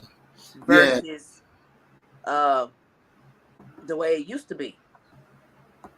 yeah, the way you said cause they saying, cause it was always we know what culture was more common for doing that. But yeah, I mean, yeah, our people started to do that a little bit more too. Yeah, and But even like what we're talking about right now, the whole polygamy thing. How many, how many black women, how many of your aunties and stuff you think will go for this? You know what I'm talking about? So again, like our people are starting to adapt more and more to other cultures for whatever reason. Stuff that used to be taboo for us. Like we ain't doing that.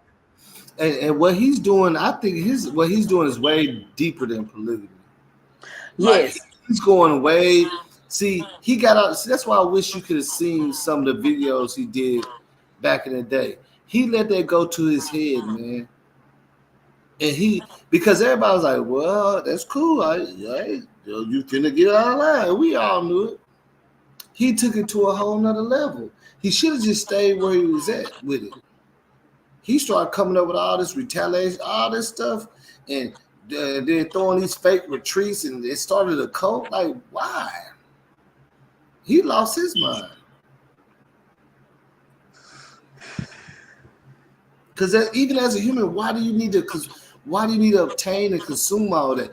I know doing that, like the way she was describing that retreat, and the way the Canadians was describing it, it was too much. Like they all bundled up in tents and stuff, talking about the cleansing, talking about they used to have meetings for 7 hours and had to use a bathroom. Like this ain't no cleansing, man. And he's stressed out trying to run this thing. Like I can't make this up. Like it's too much, bro. Like that's a look. All the people that spoke, we didn't look at some of the court things. Like this is too much at this point, sir. I'm going. One girl, she said, yeah, a lot of females felt like they couldn't leave, but she said the easiest thing for me is I walked off. I took off walking in the Leave. woods. I took off walking in the And woods. see, I have always been that type of woman. Hmm. I will take off walking in a minute. I will get out of the car. I have been in situations when you start talking crazy to me and I feel threatened. Soon as you stop at this red light, guess what I'm finna do? I'm about to hop out and I'm about to take out because I'm not doing it. I'm not finna do this with you. No way. No way. But I'm a different kind of person. And I'll walk. Like I've been in some bad situations. I have. I've been in some really, really bad situations where I just left. Like just leave the situation. But you got so many women that just for whatever reason cannot leave the situation.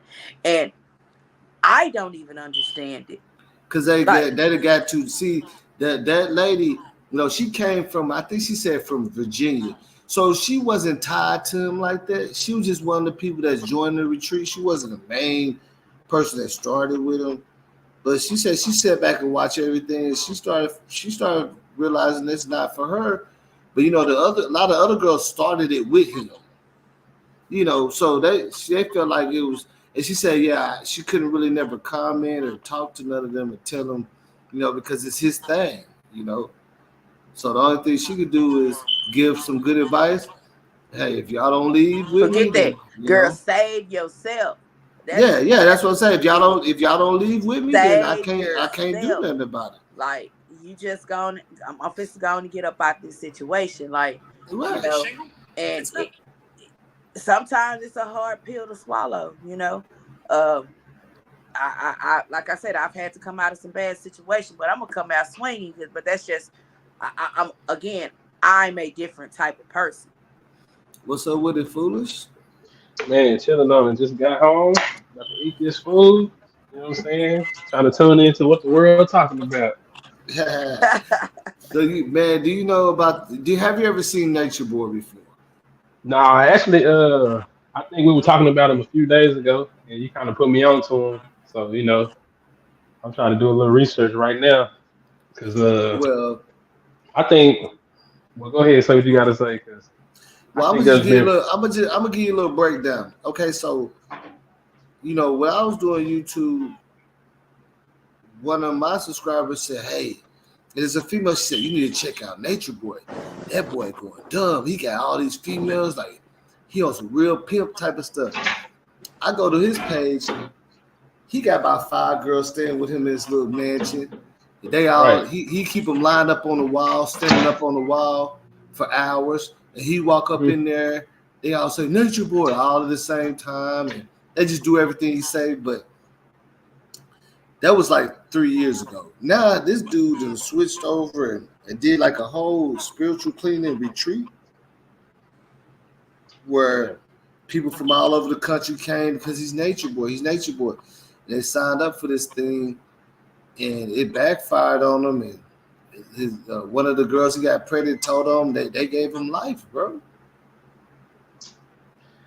Yeah. Dude got life. Talking That's about he started a cult. So I mean, I think they just targeted him. Like I said, like I don't have nothing against it. I think Mm-hmm. they just made up a rule now. If it's a part to where and he like holding these women captive Yeah, I and mean he was. they're like against their will, it's like, oh, I'm gonna get Yeah, your yeah, family if you don't do what I say, stuff like that. yeah. He that's what I'm saying. He got too full of himself and he started moving like that. And Oh see, well, yeah, and his then ass I need to think go under. and I think where he messed up was when he tried to turn this polygamy thing into a business.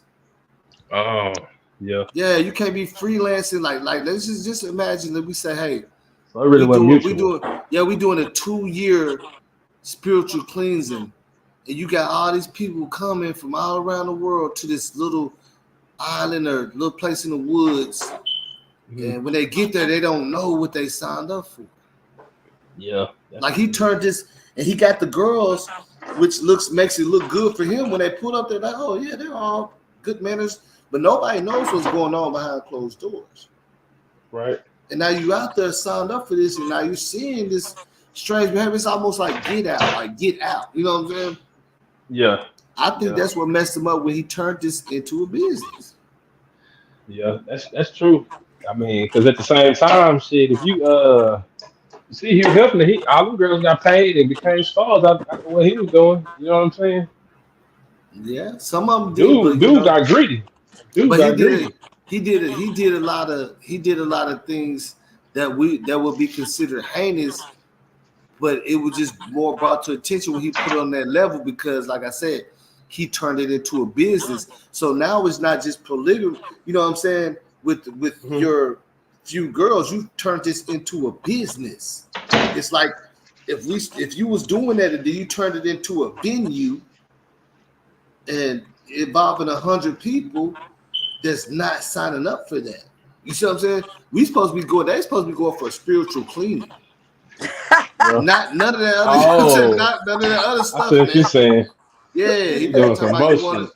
to. Yeah, you want to. Yeah, his advertisement say, "Hey, come out here, out into the wilderness. Come out here into the Oh yeah, yeah, land yeah, yeah, and yeah, get yeah. your That's mind some right." coach shit. That's some Yeah, coach shit. yeah, That's and coach get. And shit. then they said we all stand in tents, and he was making girls do. Yeah, he turned it That's into a coach whole shit. Yeah, other. because that's how. What's that one guy, David Koresh in Oh Waco? yeah. Mm-hmm. He was on some Yeah, like some Christian stuff, but then he was like having sex then he with the turned girls, it. supposedly doing all this other Mm-hmm. stuff. Had guns and stuff in there. So Right. yeah, I see what you're And saying. He on another level. I think that's where he messed it up. When he tried to turn it into a business. When he tried Yeah, to turn his finesse and his polygamy with his girls, he turned it into a business, and that's where he messed up. He should have did it. I mean, I wonder what actually got his mind to feeling like he should do that and to overlook that it's a cruel way He to got move. look You this know what I mean? look this is what I'm telling you. He was making probably about an M. He made an M on YouTube for sure Right. with the little antics he was doing with his 4 girls that live there. Now they're all living with him, so they're considered like his wives, whatever, common law, whatever. That's cool. But he took that and integrated it with this whole scheme of coming to get a spiritual cleansing. He had people from Canada all over there, and they didn't know what they signed up for. They was like, hold on, this ain't what we thought it was about. Like, we did not come over here to see no straight, swinger party and be forced to do these things and carry petroleum jelly around, and you see what I'm saying? That don't have nothing to do with spiritual cleaning. Like, why is you giving me this petroleum jelly, sir? Yeah, that's what I'm saying. What is that over there in that box? You know what I'm saying? Like that, bro. If I show you the pictures of these people, you know, like he had all type of people, Caucasians, Asians, but they all the pictures look confused and like this, like, oh no, you know what I'm saying? Look like this. He down bad for that. He said, I'm gonna be clean. I'm gonna be right after this. I'm trying to give my blessings, but this is too much. He turned that into a business, bro. That's where he messed up, man. You can't be crossing them lines, them tax brackets, boy. You hear me? That's like some playing with them tax brackets. That's what you're doing. Nah, see, I was thinking there was more money too. You know what I'm saying? But at the same time, shit, it's worth. It ain't got nothing to do with no money. It's like like those preachers. It was all about control and possession. But exactly, now try not to cuss. Try not to cuss. Yeah, it was about money too. Well, I'm talking about like the people, the government, or the police, whoever got them. They said he was taking everybody PPP loans. He was making them get PPP loans and all that. But think about this, bro. So he kind of act like he empowering the women. But what if we think about this? What if we got together and started a big AR music retreat? Everybody got to come on this land for a whole year. We're gonna teach the industry. We're gonna ghostwrite. We're gonna get producers for you and all that. You know what? But when everybody come here, we throw them a couple pounds. Hey, go out there. No, you better. I was about to stick to the subject. You got the work. Hey, go ahead. I was about to stick to the subject and say you got to have sex with people because that's what these you're doing anyway. Well, yeah. Or either or. I'm just making it. Either or. Right. I'm trying to use it in a different angle. You know what I'm saying? Right. It's still wrong. It's still manipulative. They came our way out there, don't got no way back, so they gonna do, whatever they gotta do. Yeah. One lady said she just took off walking through the woods, and she walked till somebody found her, passed out. Shit. Mm-hmm. She said, I gotta get away from this. But try not to cuss if you can that much. But yeah, like we gotta keep this at a reality type of thing. Now look at this. See, now this side, when you understand the way the laws work, he's making untaxed money. You see what I'm saying? Soliciting a service. He started a business that's not getting taxed, and there's no way to tax it. How is he going to tax this money that these people are bringing him, and these PPP loans that people are sending him, and people give him thousands of dollars trying to spiritual cleanse? Yeah, that's not good. Because everything that's going on over there has to be private, so he's not reporting it to the government. Wow. That's cool. Think about it. He can't, because he don't want to know. He ain't gonna say, "Well, I made 10,000 off of put my finger in it." You know what I'm saying? What, sir? Yeah, that's what I'm doing. And see, look, they label him as a male prostitute, bro. Male prostitute, ex-model and male prostitute. Like what? That's what they saying. They call him a male prostitute, bro. So you can't tax that unless you over there at the brothel where Hugh Hefner. How they gonna tax that? They're like, sir, you done made about $500,000 off of doing this weird stuff, and you ain't reporting this stuff. See, a smart person would have got away with it, You know what I'm saying? A smart person would have got away with it, but I'm already looking at it and looking at these interviews and looking at these news things. So yeah, let's look at this. Let's see what they say about him on the news right here, because they like, bruh, what did he do? Even know existed, but he attracted people from. Kick it off right now, a story you may be talking about tomorrow. First up, the fall of a very controversial cult leader you probably didn't even know existed, but he attracted people from all over the country. Eligio Bishop, known as Natureboy, has been sentenced to life in prison in Georgia. Prosecutors say he raped a former group member as she tried to escape and then posted revenge porn online.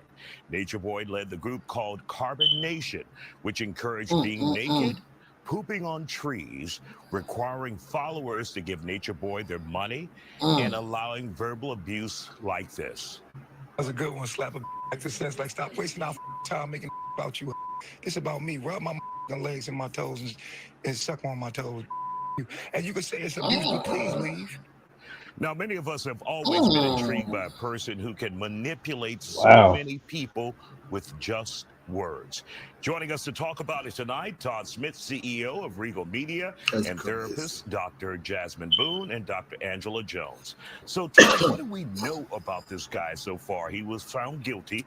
He is spending life in prison now as a result of raping one member and then using revenge porn. So what do we know about him? Well, basically, he started his organization around 2015, 2016. Some of the oldest members said they joined in 2016, and he kind of convinced people that America was just messed up. Capitalism, racism. We need to live off the grid.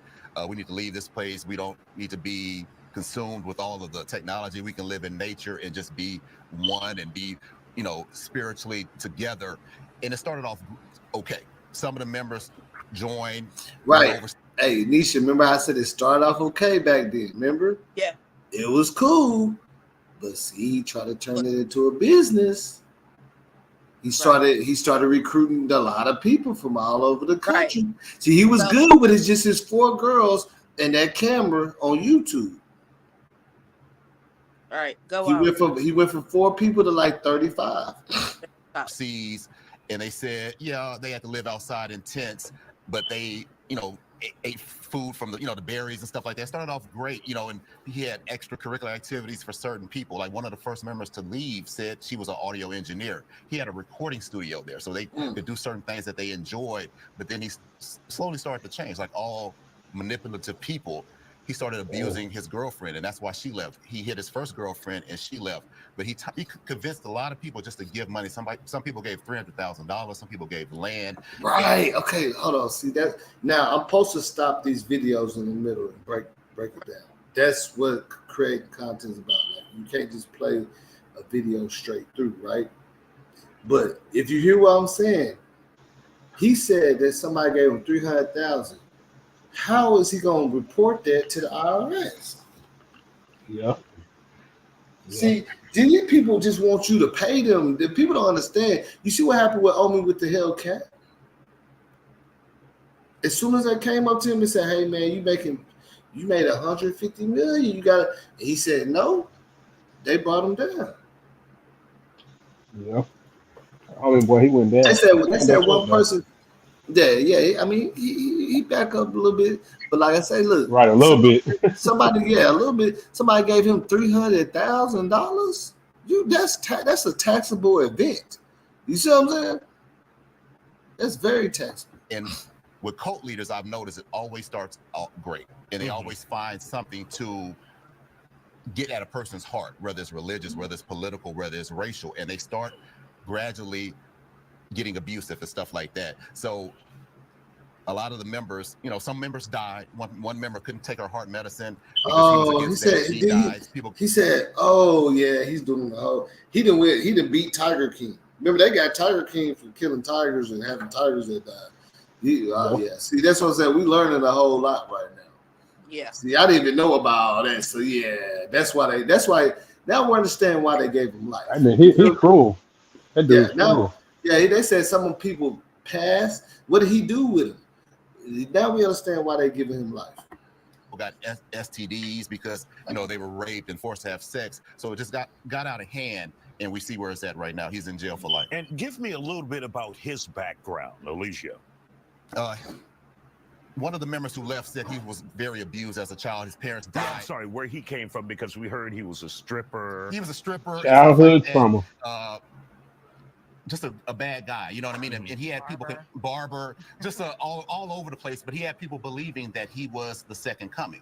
He was Christ. He was a Messiah type figure. But if you look at his behavior, you showed the video of him saying that he has sex around his kids. What part of that relates to any God? You know what I mean? But somehow you can manipulate people into believing that. And like back to his history, but one of the people said that they don't even blame him because they believe that a lot of the stuff that he went through as a child is manifesting now. They say he's like a hurt child. He's 40 years old, but his parents died young. He grew up rough, and he's projecting some of this stuff. So that power is something that came from that wanting to have that power came from just a turbulent upbringing. And Dr. Jones, do you ever? Now, Nisha, I was gonna say something, right? Yeah, we already talked. Because his upbringing, they don't care about. Let me say this. I don't care about his upbringing. Let me say this. You gotta think about it, bro. In a world like this, regardless of how you came up, even as a kid, like you got some sense, and as you get to an adult, that the way you doing everything is wrong. Right. Like not let somebody take their heart medicine. You know what I'm saying? Like the people that you are coming into encounter with, they are probably warm-hearted people. They're nice. They're not treating you like crap. So why would you inflict all that on somebody? So what I'm saying is, you old enough to go get some therapy, somebody to talk to, some help. What I say? He let that go to his head. So before you joined us, I talked about mental health issues and how nobody is touching on this. Like, it's like in our community, nobody wants to talk about mental health, but it plays a big part in everything that's going on. People are just hurt people, period. So that's what they know. That's what they know to do. So that's what he did. And that's why he's doing life. It is. That's why he'll never get to have his polygamy. He'll never get to see them girls again. Well, in that case, he could just start. It's a possibility he could get out. He could just start one in jail. Just have dudes.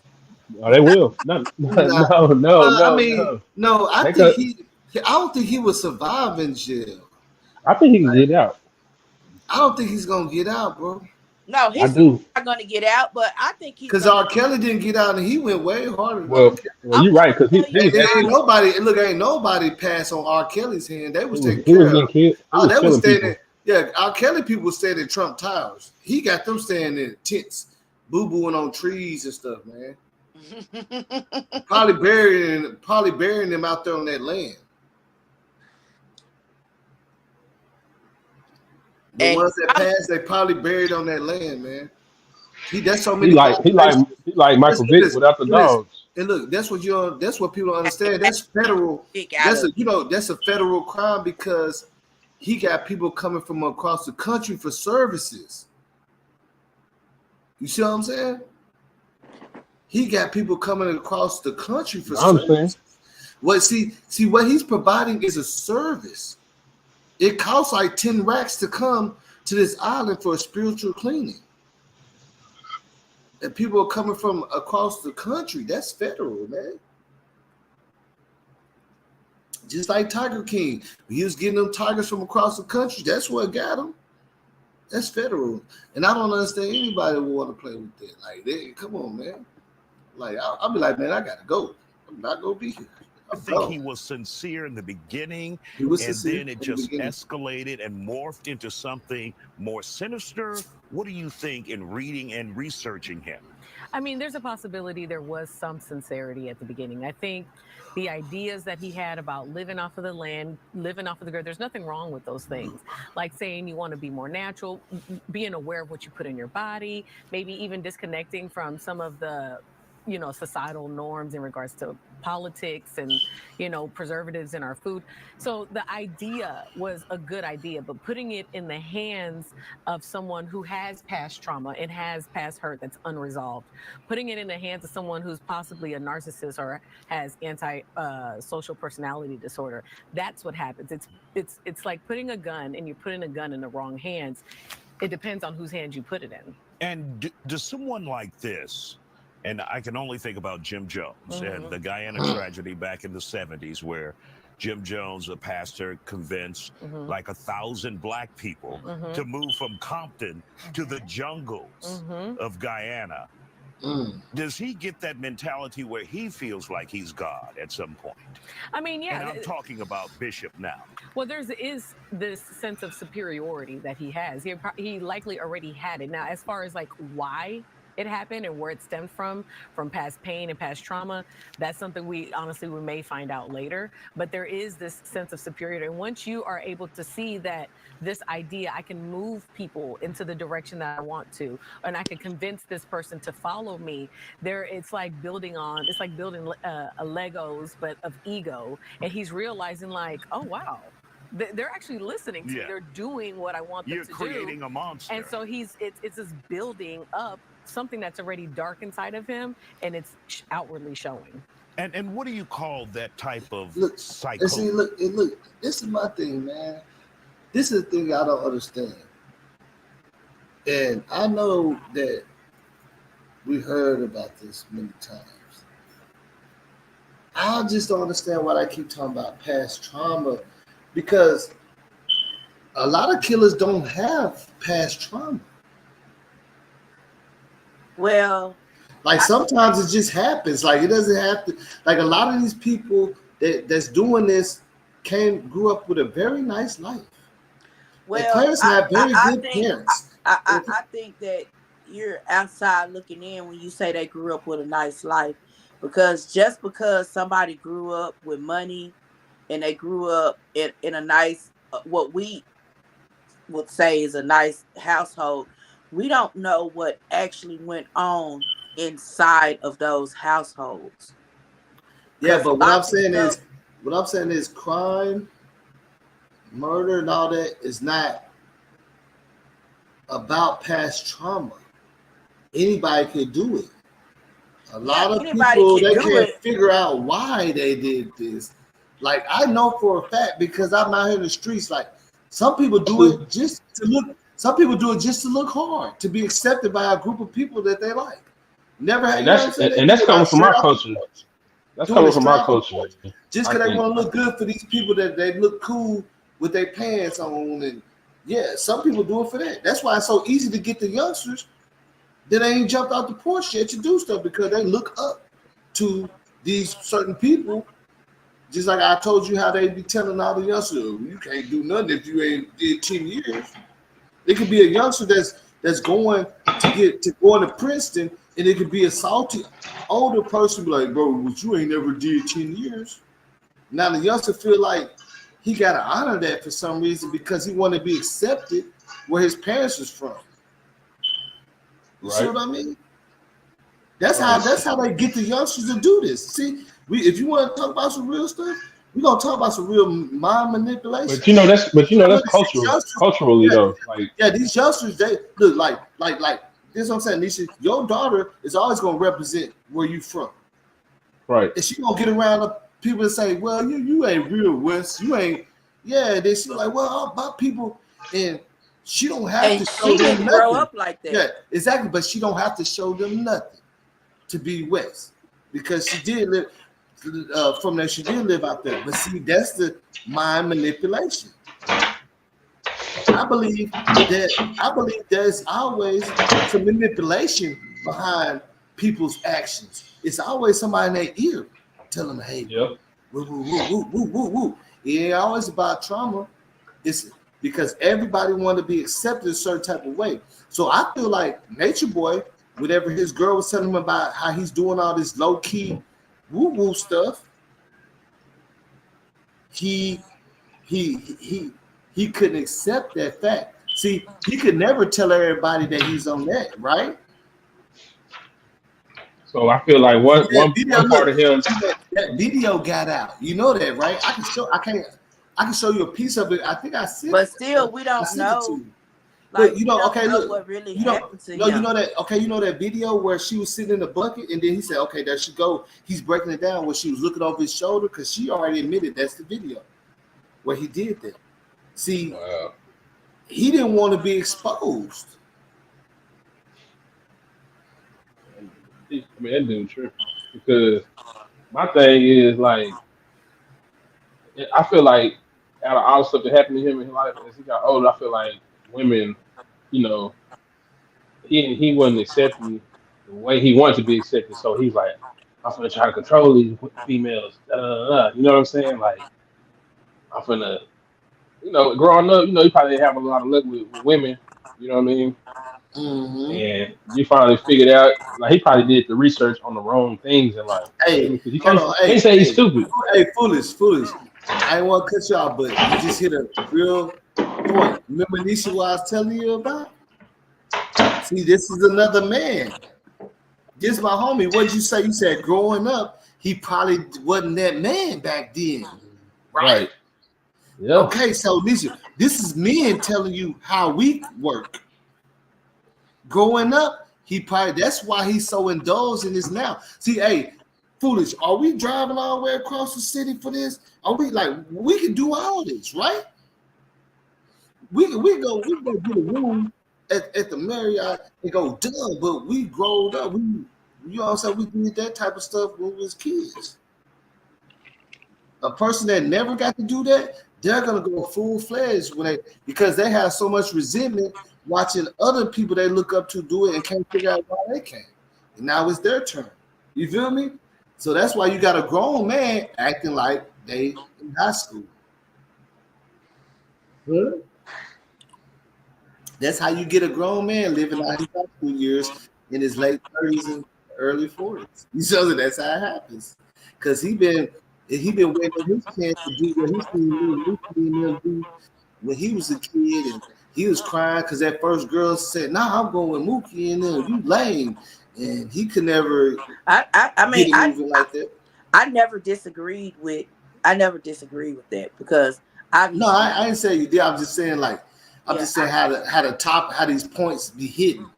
You know what I'm saying? That's what I'm pointing out because we do gotta talk about that to make people like that feel some type of way. Like, bro, if you wasn't Let me go ahead and elaborate. wearing those fits and stuff and doing that back then, don't wait till you're 45 and try to show out like a kid, man, because you're looking crazy out here. Well, You're yeah, not but in at the high same school time, no more. look, think about this though. Look at it like this. As a man, if you really was getting women like that, you're either gonna be a guy that has a lot of women that chase you, and you be like, "Oh, I'm tired." You run away. You get one this day, Mm-hmm. that day, or this guy he actually has to trick the women into doing stuff. He couldn't come at her straight up like, Right. "Hey, baby, I want to talk to you." No, he said, "Hey, baby, I'm gonna do a spiritual cleansing retreat." Right. On some lame stuff. So yeah, as a man, that's the main thing. That's the only thing that he was focused on, Mm-hmm. controlling the women. Because growing up, he couldn't do that. Right. Like I guarantee, if you go to his parents' house or whatever, he probably didn't have no prom date or stuff like that. Like a lot of that stuff means something for a man because a man is controlling And look, or won't control. and now come to find out, his baby mama said he like men. He be doing stuff with the men. There's a reason why. Yeah, yeah, and because he so probably didn't have it like that. So let me ask or you this: again, where did he grow up from in America? so he mentioned though that this guy's parents died when he was really young. So, Mm-hmm. but they He don't had tell foster us home. how young. So another thing that's taboo in our community that we don't talk about is men molesting men Yeah. molesting little boys. So we don't know what really happened to this boy and Mm, why, Say that, but kind of like, you know what I'm saying, soft say it. You know what I'm saying? Soft. Say men messing with, you know what I'm saying? That word. You know what I'm saying? See, I'm trying. The key words is what trigger the algorithm. Okay. Again, so we don't know. We just don't know what happened to him. So ain't no telling what happened to him, because once you don't have your parents, uh, you get sent here, you get sent there. Ain't no telling what happened to the boy. No Well, telling. I'm gonna say it like this. I know I've talked to a lot of women, and they have no like. Let me change it. I've dated a lot of women, and half of them have told me, and I've been friends with a lot of women. Half they've told me that they have been like, Mm-hmm. messed with as a kid. Yeah. You know, So and I'm gonna wholeheartedly agree with you on that. but Uh, men don't say nothing. and The and black men in our culture, they it's don't say nothing about crazy, it. but and I'm sure more than what's told you have been messed with. Some people Mm, just don't. They just don't touch on it. Um, like I and I'm just gonna jump out there and probably about 70% of women have been messed with Right. at some point. All women, not just black women. Yeah, all women, All all women. women. That's what I said. We got to get out the mode thinking it's only happening to us. Because the first person I ever met was a white girl that, when I was young, that was telling me how her dad was doing that, and he came in there with me. I had to whoop him. He came in there so drunk with y'all. I had to get down on with, him. with with that being said, So it's with not that just be black oh people. yeah, I think you told me about that. But look, with Mm-hmm. that being said, I've learned, and let's just say like I've been able to get more women by understanding, like, because you gotta think a man and a woman. It's like, okay, y'all are together. A lot of men that I know, they are like aggressive, like pushing the fact that, hey, let's have sex or whatever. Me, I'm not doing that because I do Right. not want to scare no woman to make her feel uncomfortable. I have shit 30 dates before I even try to make a pass at them. You know what I mean? And Right. I've been told, like, they was like, hey, you don't like women? I'm like, what? Yeah, that's Yeah, I what, do. What? bro. Oh yeah, trust me. But That's what the last person I was dating. I'm not. She couldn't believe that I tried, because it was some stuff that happened, and she was sad. She was crying, and I laid and cuddled her. She woke up in the morning and said, "I can't believe you didn't try to do nothing with me." Yeah, 'Cause and it you know what's can't. She bad, said bro? she said You she know said ain't you know no what's dude bad that though? look. She said ain't no dude never been around me in the bed and not tried to do nothing. Something is wrong with you. You don't like me. Let me I say said, something. so Let me did say you this. with No, but look, love? you Like, know what what's is that? bad though? That's bad. I don't know if it's bad or good, but to me, 80% of that is bad because women throughout life, from for years, are used to men doing that. You know, some women, because you remember you told me you was in Miami, right? And Mm-hmm. the guy touched the girl's butt, Mm-hmm. and she was kind of used to it, but she didn't like it, but she didn't really make a big fuss about it because they used to being treated wrong. Yeah, she just looked at him crazy and stuff. And, Yeah, and I like, walked up and said, dang, that dude came over there. Why you saying that? She like, I ain't worried about you. These Miami dudes be crazy. And then that's how I yeah. started getting annoyed, because I came out and said something like, hey, you just let this dude, like, who is this dude? Hmm. Well, Like, he it, right in front of me. He came over and said, yeah, I just kept walking. I'm talking about slapped the out of stuff. Like, pow! Like, it made Yep. a whole noise in the food court. She looked back, oh. And he kept walking. I was like, dang, what's going on? Who are you? You know what I'm saying? Because in my mind, I'm like, dang, who are you? We in Miami. I'm like, are you a, reality TV person? Like, what's going on? He's like, no, these dudes out here, wow, they be doing it, But see, Yep. out in Texas, remember in Capitol, they gonna hit you with the bat. They gonna hit you with the bat out here. Yeah, in Texas, they got the little bats they be carrying. They go, wow, they gonna hit you. well, and I met a girl from California one time, and we would be walking all the time uh back in the day, and dudes will try to holler at you and they'll hit on you and all that. And she would stop and talk to these dudes. And I'm like, girl, come on. F them. I'm going out for them, but you know how I am. I don't, whatever. I don't even Mm-hmm. care. But she said, well, girl, you can't do that because in California, a dude will beat you up. Yeah. So, Yeah, and we're so hey, and we a hold on. lot of We women have keep going. experienced stuff like that to where, they have actually been harmed by a guy just because they didn't they didn't want to take their advances. So they Hmm. allow it. Just trying to protect themselves. Well, yeah, Yeah.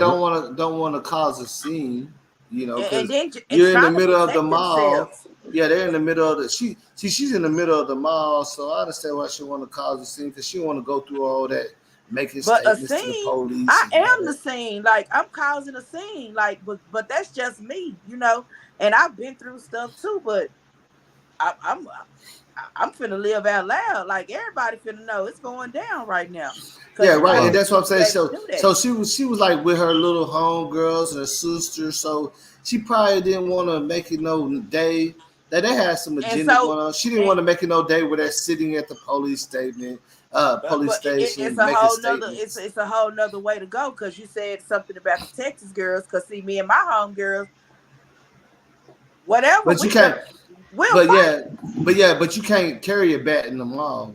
See, that was in the mall. We says But it's I can carry difference. these hands though. Yeah, then you're gonna have to go down to the station and explain why. But see, they probably want to occupy their time with that at that point. I ain't even scared of it. Look, I'm gonna tell you like this. I I know don't in think they were Dallas, scared of it. I think they just had and and some other agenda and, going and, on. They had their own and, thing that couldn't detour going down to the police station. You know what I'm saying? and J Boss, I know you could agree to this. You know, in Dallas, when dudes like in Dallas, when dudes try to holler at females in public, she be like, "Oh, no, I'm good. I got a Mm-hmm. boyfriend." And man, he gonna say, "B, you this and that, or you ugly B," and da da da da da da. He just Mm-hmm. gonna disrespect, and I be like, "Bro, that's so lame. That's so lame." Right, That's I right. seen that happen. But see, that's Like, why I say don't holler unless you know you're supposed to. If she ain't giving you, if she ain't looking at you, that means you're supposed to holler.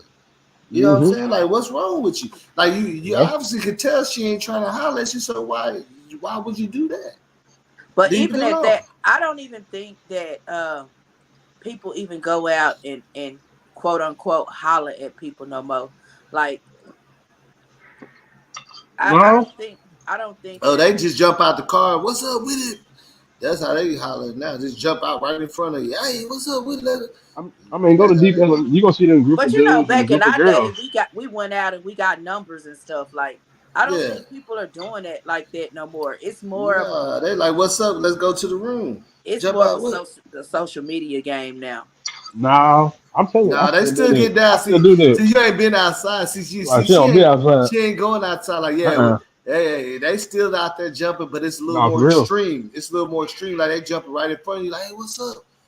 Oh, me and my Yeah. people. All right, well, that's cool. And they'll walk out. I got the loud. I got this. They're gonna walk I've off. seen I've seen the girls be more aggressive nowadays Yeah, the too. girls are more aggressive. Like Way they more pulling aggressive. up right beside you, looking at into your car. Like, oh, there you go. They pulling the girls pulling up on you. Real. I can't make that up. Yeah, they is. He right. Cause we be outside like that. The girls is pulling up. That's why we don't have to jump out the car. We ain't even doing that. We see my thing is let them choose. Cause a man gonna always be in the wrong or be too aggressive. Let a woman like if she choosing, then yeah, that's your goal. But don't just run up on a female when she ain't even looking back and smile at you. You open up the door for you. She said thank you, but she know you trying to holler. She ain't showing you that it's a go. Leave it alone.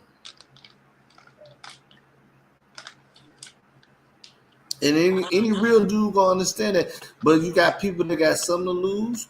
And you got some people that just ain't never got it like that, and they're gonna push it. You know,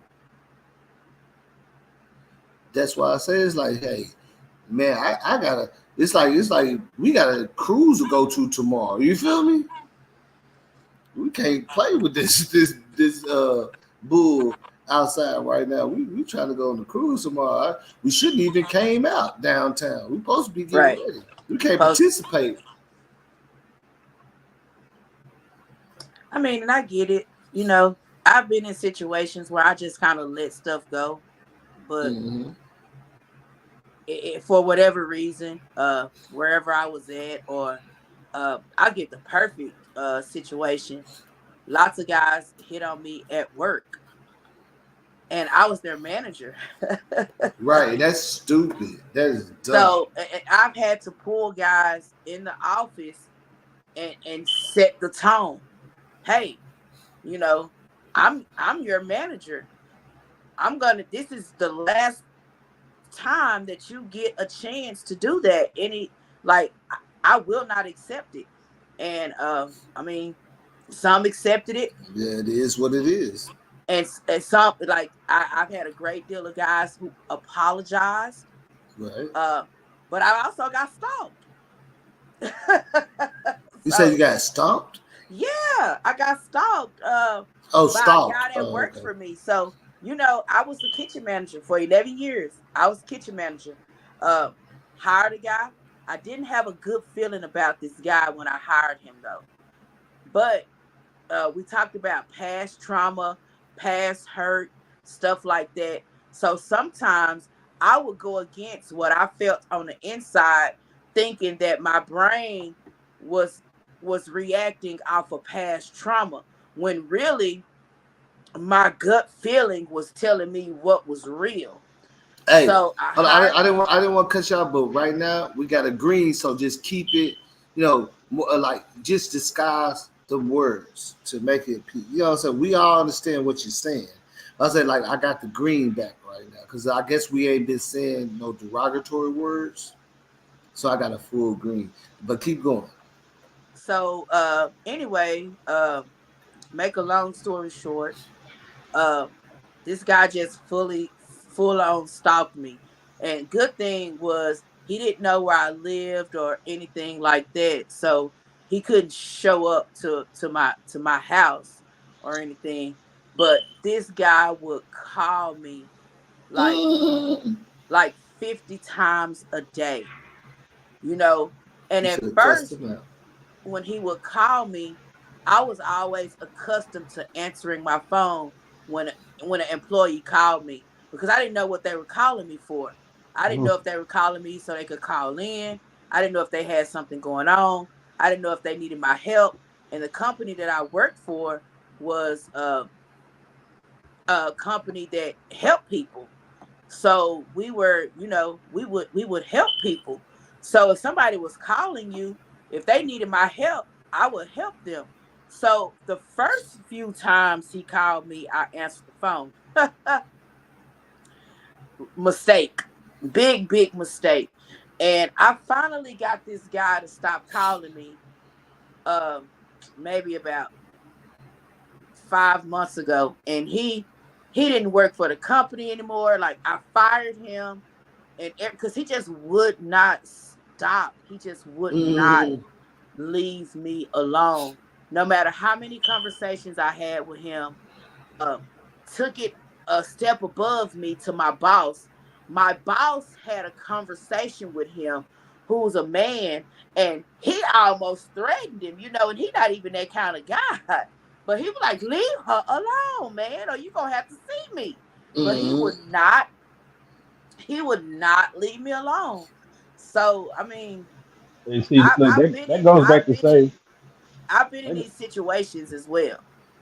but see, that goes Yeah. back to say the guy, the Nature Boy that we talking about, he's more in that type Yeah, of he's that more that aggressive. category. He's in that Just category. delusional. This Yeah. dude was straight up delusional. Like, for the life of me, I could not understand why he didn't understand that I didn't like him. Won't you just leave me alone? And, and, Yeah, and that Michael Jackson because way. Just when leave he me would alone. talk to me, or when he would send text messages to my phone, you would swear that I liked him too. Yeah.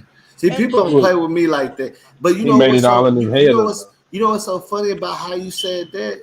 With vice versa, the way I move, the only females that ever try to get at me at my jobs are the managers. They always try to holler at me.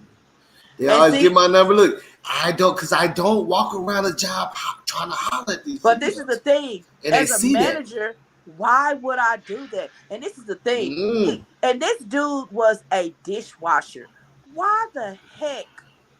Why the heck would I want to have any type of relationship with somebody who works under me as a dishwasher? Right. And see, I don't. That's A why I said part-time dishwasher, I can't explain that either. I don't know what he been and he to had like make 6 him think kids. that is cool. But I can tell you this: from my last 3 jobs, every manager try to holler at me. Even afterwards, they text me. And I stopped working at that. Hey, Johnny, you don't want to go out sometime? And I don't, And as I'm a like, woman, I what? don't understand that, because as a woman, I'm not the aggressor. When it Hmm. like, and I know I may seem a little bit aggressive, but I don't, I don't go after men. I'm real old fashioned when it comes down to that. I'm not a chaser. Like I really think that, the woman is the one who's supposed to be chased, and I think that's more flattering to a man than being chased down by a woman. Mm-hmm. I think Well, a man can And any respect man that I goes that. after a woman, he's and gonna you be a know, with so me, go ahead. I think about the like the generalization of that is like, so I'm working, I'm hustling, everybody know me, it's woo woo woo woo woo, but they see how I'm moving, so they're like intrigued, like how is this dude, like he ain't even giving nobody the time of day, nobody, you know what I'm saying? And I think that's a turn on for a woman. You know what I'm saying? Like I promise you, they start looking at me like this is Jeremy wrong with it. Like he's not even acting like all these other dudes that acting thirsty. Like you can't even get in his circle that easily. You can't even get in it. So now it becomes a challenge. You feel me? It becomes a challenge because they're looking like, hey, him, Right. these are people that got motion, and you So, can't but even get in so their for circle. me, the challenge is getting him to chase me. Mm-hmm. That's the challenge, and that's harder than See, just you just putting said it though. yourself out there. You just said it though. You just said it though. You just said it. Getting him a treasure. Cause that's how Yeah. they came at me. They was like, "Hey, Jeremy, you did good. You bonus and stuff. You should. I don't know why you want to take your manager out to eat and stuff." But they low key wanted to see, what It's I'm kind of saying, Nah, like like I'm get you. not. me to I'm chase It's not him. kind of doing. like I'm not doing none of that. it's Right. either way it goes, it's still like gonna be a mutual thing because if you try Yeah, to get a it's guy to mutual. chase you, it's like, hey, you could just kind of say like for example, it's like a guy. It's like it was a I don't know like a game. Like you open your door to your house. If you don't stand in the front door, you can go hide somewhere, and you got him looking for you, trying to see where you is, trying to Yeah, see, you know what I mean, stuff like and that. he be right there too. Like, can Once you he hear finds me? you, it's like he got you. You know what I'm saying? So like kind of like that, because you're not just gonna be right there where he into the door. You're gonna go Right. hide, not necessarily. Not even going to attic. If he finds you, you his. You know what I mean? So it's like kind of the same thing. Yeah, 'Cause it's all in. I think it's See, nature. I think it's it's nature. all in. See, it's excitement in in the chase. It's a rush, because don't nobody want something everybody can have anyway, bro. That Right. makes you irrelevant in real life. Don't Uh huh. nobody want something that everybody can have. And No, Especially easily. you want to then feel we like you want to feel exclusive. yeah, you want to feel exclusive. So then when you see a dude that's like not moving like everybody else, that's a turn on because you like, man, this dude, like he could have did this and that. Now you want to see if you can do what it do. You know what I'm saying? You want to look at it because you like, what's floating this dude's boat? You feel like you got it, right? You got it. But we want to see. You want to see what's gonna float this dude boat. What's gonna make this dude change the way he moving? Like, I mean, you respect that he ain't. See, the first thing is you respect that he ain't just jumping on everybody.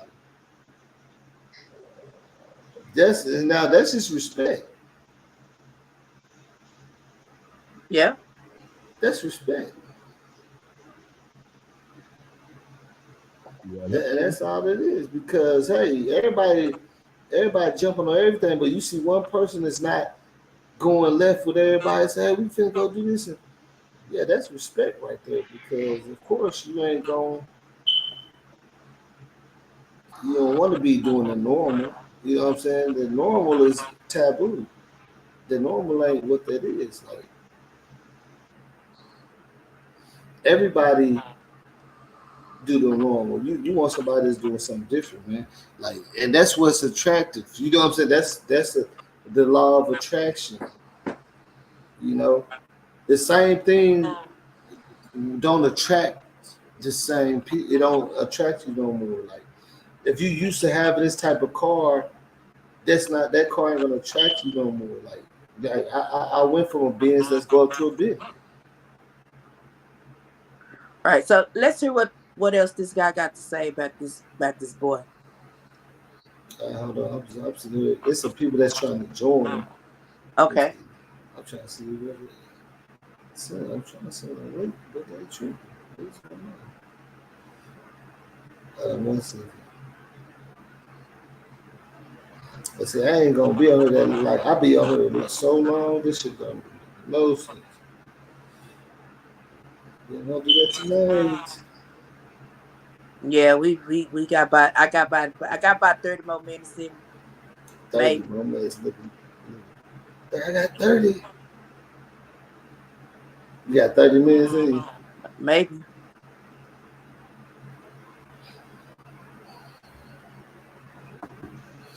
It's a whole new wave of people that just woke up from Cali and stuff. But yeah, hold on. I'm gonna go ahead and finish this video real quick. Okay. Or psyche that we're dealing with when you have an individual who may manipulate so many people and be good at it. Antisocial personality disorder. These people are charismatic. They can charm a room, so you're not easy to be like, oh, they have antisocial personality disorder. They're very manipulative. They really do not care. They generally do not care about anybody else's emotions. They're not really even connected with their own emotions. It's the power, it's the manipulation, seeing that I can move you just by my words or just by my beliefs, and you're actually doing it. It's feeding into that. I mean, now you may not care about their emotions and how they feel, but you become a great actor. Absolutely. Absolutely. And just like Todd was saying, like, they started in a place where it was a good idea, but then now you're listening to these videos where he's like saying about the color of their skin, and then he's talking about having sex in front of his son while the son is breastfeeding on the mother. And it's like, I think he's just adding his own ideas, seeing if it sticks, and once he sees that it sticks and people are following it, he goes on to the next thing. We're going to continue with you, Dr. Boone, in just a moment. Don't go anywhere. As we said, we'll continue this discussion. Don't nobody owe you, Malia. You got to work in real life. You're not that beautiful. That is bag on you. You're not that bad. You're just not. I'm being all the way honest with you. And gonna bag on you the way I'm doing. I'm gonna take care of you like you gonna work at Walmart. You're gonna be some late night, or you might get a relationship with a broke. But ain't nobody about to bag on you. You're not that bad, Malia. He sound like a little Kevin. He got a little Kevin Samuels in him. Welcome back to the Factor Uncensored. That was. Hey, look, this is real boss TV, man. Y'all know how I break things down. I'm gonna bust this wide open. Look, everybody, they always want to find out a mental, what it calls for somebody doing something. But to tell you the truth, when I'm looking at the interview with the baby mama, I think the reason why he posted that revenge stuff, because she probably already told him about when they got to it. You know how women is. I ain't say all women, but she probably told him about his stuff with boys, and he felt like he had to hit back first. Put some out there, put some on her head so you don't expose him. Yeah, let's keep it real. Now, Nisha, we watched that video, right? That's the first thing she started talking about. So I believe if they got into it, she probably mentioned that. And that's why he dropped that video when she left, to let her know, hey, I got some stuff on you too, if you try to expose me. Yeah. Right? Let's think about it. Let's just be real. Because he wasn't doing it at first. He wasn't putting the videos and nothing out there. He wasn't doing that. He chose to do that for a reason. And then we sit here watching this video where the first thing she started doing is talking about him being with men. Like you could tell she wanted to get that out of there, right? Yeah. That was the first thing she started talking about. So I know if we look at it in real life, how men and women get in an argument, I bet you that's the first thing she threw in his face. Yeah. I tell everybody, I tell the world. Yeah. He probably said, "Oh, you do that?" I forget. Yeah, I'm gonna put this stuff out there on YouTube. Yeah, so you're gonna try to pick the most hurtful thing and you're gonna run with that. Right. That's why he dropped that. He didn't drop it because she left, because a whole bunch of people left, and he didn't even want to be with her because she had a baby. Remember, she said as soon as she had a baby, he started to neglecting her, treating her different. He didn't want to be with her. He was ready to let her go because he got some other ones that ain't got no baby carrying around. He was like, yeah, you can go. She didn't have to fight to leave. Right, Think about it. which brings me back to what I talked about, the whole jealousy thing. So Mm-hmm. uh, she probably would have stayed if he kept her as the number Right. one. Yep, hurt people, hurt people. Remember that? Hold on, we even broke this down to a size because remember, she said in the beginning, I was the first. I was see, but Yeah. she said when I had a So baby, he when started she was treating me different. She right said when I had a when she baby, wasn't number one anymore, then that's when it became a problem. and she Like went and told on him. she watched all this stuff. She knew it wasn't right, but she was quote unquote queen of the castle. But when Right. she wasn't that anymore, Look, now it's a that's problem. crazy. Look, you see how we sat here and talked, and we didn't broke it down. It do make sense. Because remember, that's the first thing she tried to expose about him. So my question is, why was you so eager to expose that about him? Like that's the first thing she talked about her interview. Like she wanted to hurt him. Because he So made they her feel probably like already something. got. Look, that's what I'm saying. He started treating her different because she got pregnant. So she wasn't the main one no more. They got into it. He said you can go.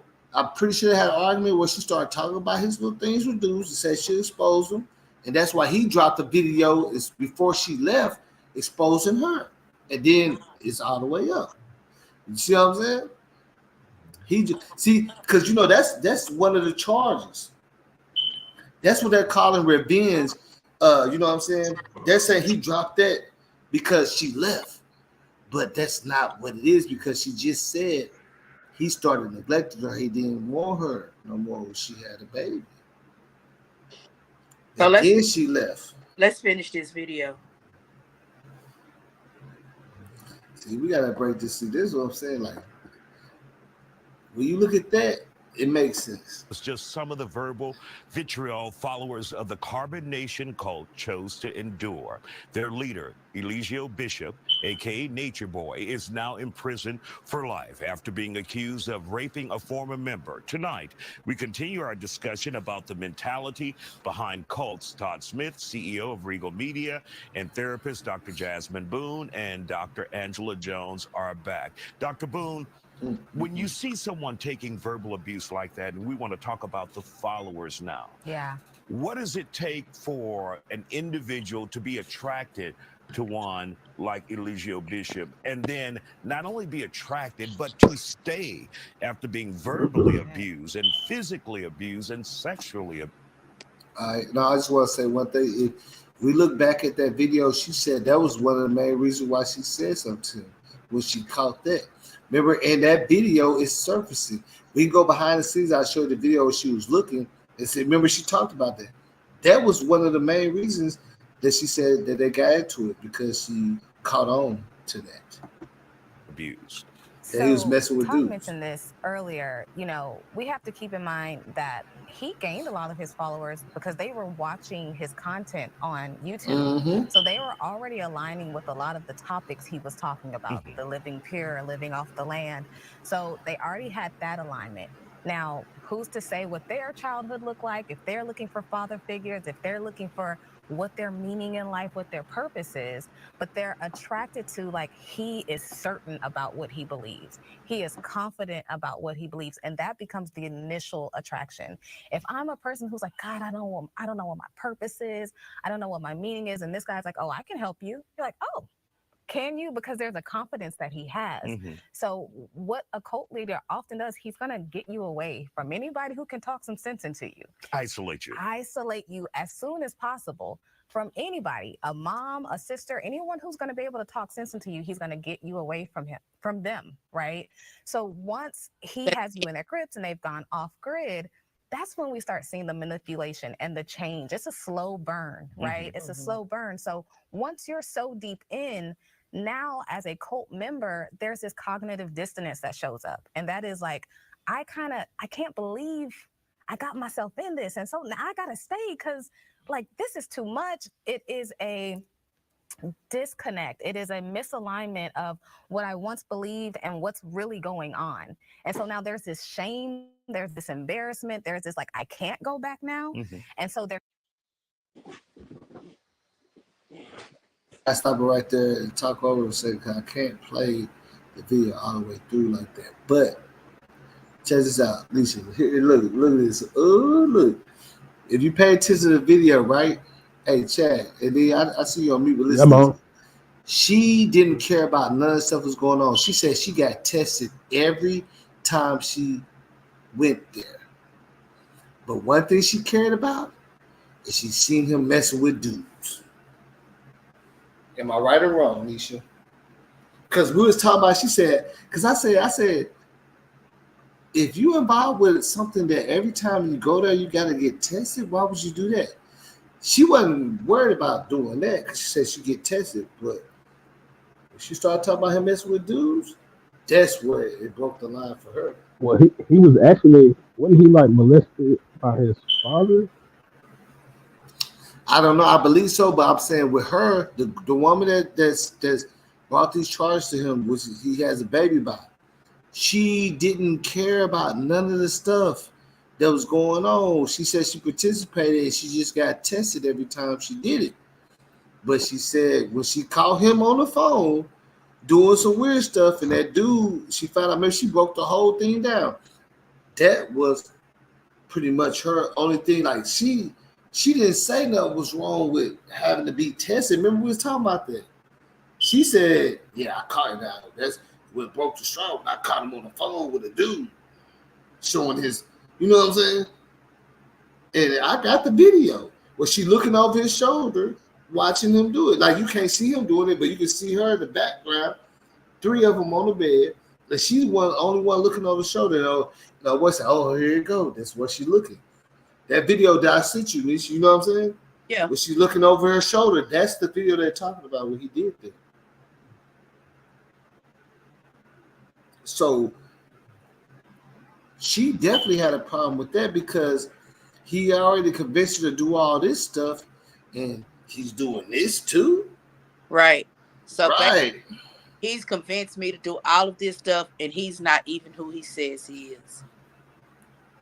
right. And now, do you think on their breakup that they did not have a conversation about that? You think she didn't confront him the way she just confronted this on this live interview?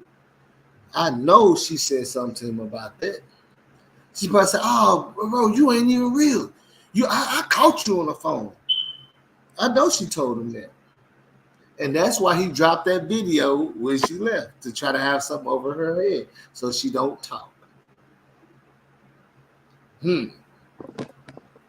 Checkmate. You know what I'm saying? Checkmate. And we ain't talking about right or wrong, but this is real. This is what's going on. Checkmate. Because now, see, the question is, look, we watched the interview, right? And when I said, she said that look at this, foolish. She said every time she engaged with everything, no forcing. But she just got tested every time. And she said one time she got tested, she did have chlamydia and all this other stuff, right? She said she still wasn't tripping on that, basically. But what she was tripping off of, she said she seen him on the phone with some dude that he was trying to integrate both her and him together with, doing some, that type of stuff. And she wasn't, she didn't approve of that.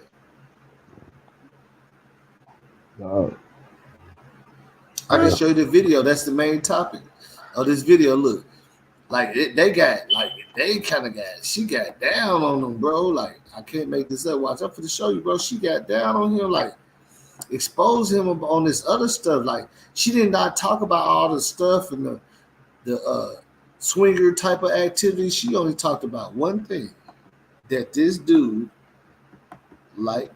dude. Watch this.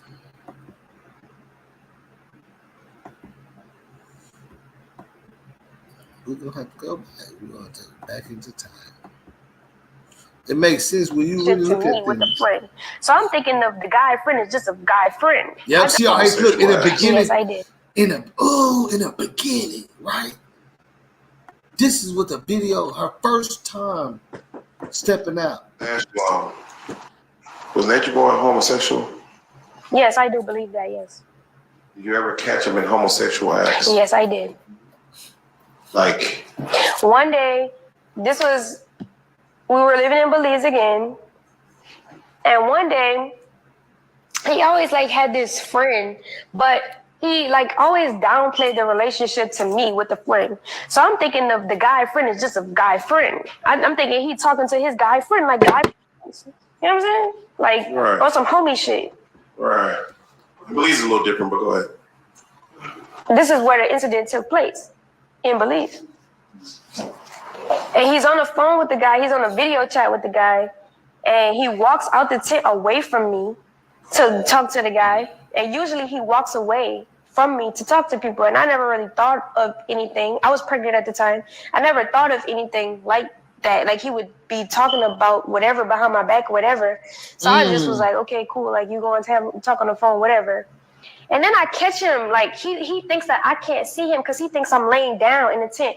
But something tells me to get up and look. So I'm looking, and I'm looking, and I watch him pull put the phone camera on it.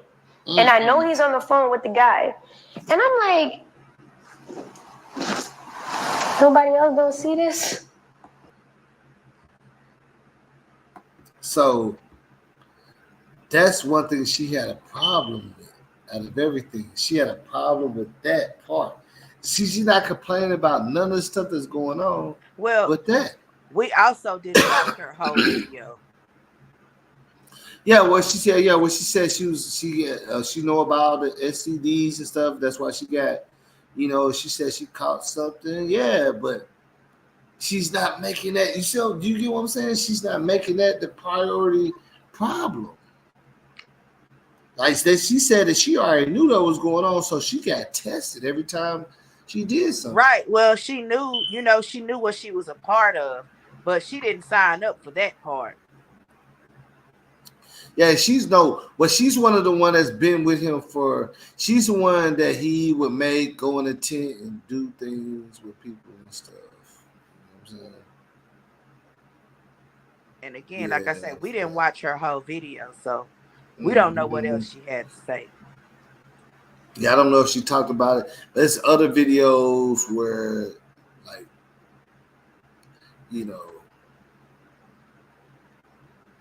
there's other videos like that because that's what he do. You know what I'm saying? That's what he do with his main one. He make her get down. You see what I'm saying? Yeah. The main one has to get down, but she was so mad because he tried to make her get down with this other dude that he's having this weird relationship with. But I didn't hear that, I hear her talk about him, and I didn't hear her say that he was trying to make her do anything with this other guy. Yeah, she just said it right now. She said because he said he wanted to watch. He says he wanted her to get down with this dude. Watch, she's finna say it. So he comes back in the tent, and I'm like, watch this. Were you just showing that guy your penis? And he's like, oh no, that's my friend. Da da da da da da. Really massaged it, and I'm like, okay, I let it go. Mm-hmm. He still has a relationship with this guy, so I'm like, this is getting weird. Mm-hmm. So now that I know that he has the relationship with the guy, he wants me to be a friend with the guy. Bam. And now let her keep going. Natureboy ain't no friend stuff. If you know who Natureboy is, he's not. That's what he does. It's not no friendship. So now I'm talking to the guy, and I'm noticing that the guy is getting more flamboyant every single time I talk to him. This nigga started wearing foundation. This nigga got the motherfucker. I don't even wear that shit on my eyebrows. This nigga got the Jerry curl going on, the motherfucking gels. I'm like. About 2 years after, me consistently having a relationship with the guy or whatever, Natureboy stops talking to him out the blue. And I found out 2 years later that he stopped talking to the guy because the guy wanted to fly him out from wherever we were in the tropics to where he was to have sex with him or whatever. Yeah, he wanted her a part of it. See, that's I'm gonna find this other interview about this lady that left. She said the reason why she left, she's from another like Virginia. She ain't been there that long. She said she left because Nature Boy beat her up and made her go do some activities with him and somebody else. Right. So So she said he put his hand. He said he punched her, uppercut her, and everything, and it made her, go there and give fellatio to him and somebody else. And she said that's when she just started walking. so we're gonna resume this. We're gonna have to do a part two. We're gonna find the other women that come out in their interviews and what they have to say. And I got it in my history. I just watched it on YouTube. Watch this. Let's. I'm gonna show you two real quick. It's not a long. It's not a long video or nothing. Is she more like a heavy set stud looking type of chick? You know what I'm saying? Like she ain't really on all that. You know what I'm saying? I want to say it's her. It was a mental verb formor. Yeah, that's her, I believe, right here. Let's see. Right. Because I just watched the video. Yeah, it's a couple of days. Yeah, it gotta be this one right here. It gotta be my history. Oh, yeah, because that's her right there on the picture. It gotta be her.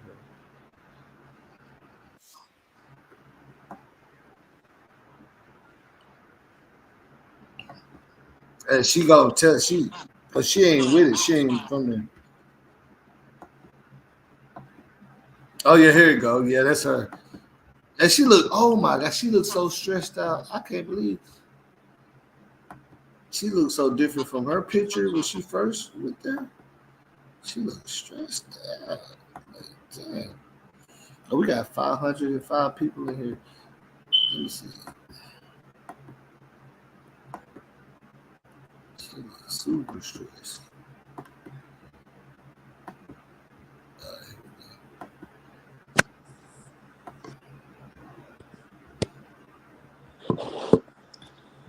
Tonight, an accused cult leader is in jail facing several charges. His name is Eligio Bishop, but he's known as Natureboy. According to DeKalb County jail records, he's charged with rape, false imprisonment, and sending sexually explicit messages without the consent of the person in the picture.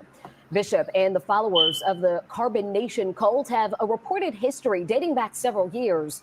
New tonight at 11, a former member is speaking to Paula Suro about the time with the group, and Paula is joining us live from the DeKalb County jail where Bishop is being held right now. Yeah, Jennifer, Erica Carroll tells me she is glad Bishop is behind bars tonight. She tells me she believes that him being in jail is only going to help open the eyes to the current members of Carbon Nation. What would you call it? A group? A cult? Would you call it a cult? I call it a cult now, yes. Yes, I do. A Facebook post convinced Erica Carroll to move from New York to Honduras in 2006 to embark on a life-changing experience, one where she was told she'd be able to build a new community, eat vegan food, and be in touch with nature. It was just in a place in my life where I was just searching for some spiritual truth.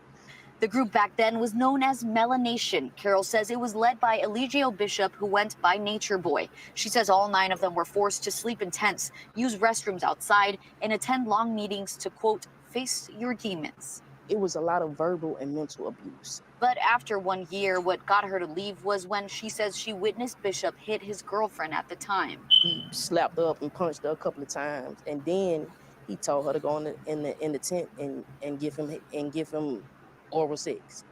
So that was the breaking point for me. The walking away, she realized, was easier than going back home. I had to check myself into a couple of hospitals and get my mind right. I was seeing spirits. I'm not gonna lie, you know what I'm saying? Like I was going through a lot, and it was all connected to him though. Carol says since leaving in 2007, the cult, now known as Carbon Nation, turned more abusive and sexual. She says for some, it wasn't as easy to leave. He has the women fighting each other. He's put his hand on the men. He always said that he wanted like a lot of wives. Like he want, 10 wives. He's had a history of charges before his arrest this week. Carol remembers being in Costa Rica when she says he was accused of kidnapping a Canadian woman who was staying with them. Mm-hmm. Now, Carol tells me she has been in touch with Bishop since leaving the cult in 2007. She tells me she even had a feeling he was going to get arrested soon and texted him just days ago telling him, "Your days are numbered." Jennifer? Wow, Paula, thank you so much for that update. Like we have said, this investigation into Bishop and this reported cult goes back more than 10 years. For a closer look into what we know, you can look for this story on 11alive.com. See, she gave you a little more insight of what was going on and what attracted her. She thought she was going to this retreat, spiritual healing. And she was just one of the first people to hurry up and leave. Right. That's crazy, right? And then I was like, yeah, that's crazy. She was just one of the first people to leave. And see, she one of the people that, like, remember I tell you, like, why people was coming over there? And I can show you the picture of the Canada people, the lady, they're Caucasian that he had. You know what I'm saying? Like, he was moving. He was really moving. He was really on that. Like, watch, I'm going to show you the picture of this real quick. The picture of the people they're talking about from Canada. They're saying that he kidnapped. You know what I'm saying? And she's sitting in the picture and she looking like she don't want to be there, but she there. That's what's so crazy to me. Like, she look like she don't even want to be there. Like she all the way out here now. And she act like she don't got no choice or something. I mean, she looked a little cool, like in the beginning. I don't know. Well, sometimes it's like you make a decision and it's not a good decision, but now you don't know how to come back from it. So you're just there. Right. See, that's her right how here. do you go home? Like, even the other lady was just saying, like, it was hard for her to just go home. She had to go and do some other stuff before she could go home. Like, how do you go home after making this decision to go? Right. And look, you see that? Look at her face. Look how she's looking. Yeah.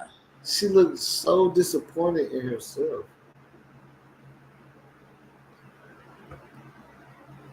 Like, she's looking like, I hope nobody that I know sees this. You know what I mean? Yeah. Look at that. You see that? She doesn't look like a happy camper. No, she don't. She don't look like she wants to be there, but always be there. She don't look like she wants to be there. And then some people are like, maybe she didn't have anything to go back to. Mm. I don't know. That's another picture of her back there. Right there, she look a little happy. You know? But I don't know. You feel me? I don't know.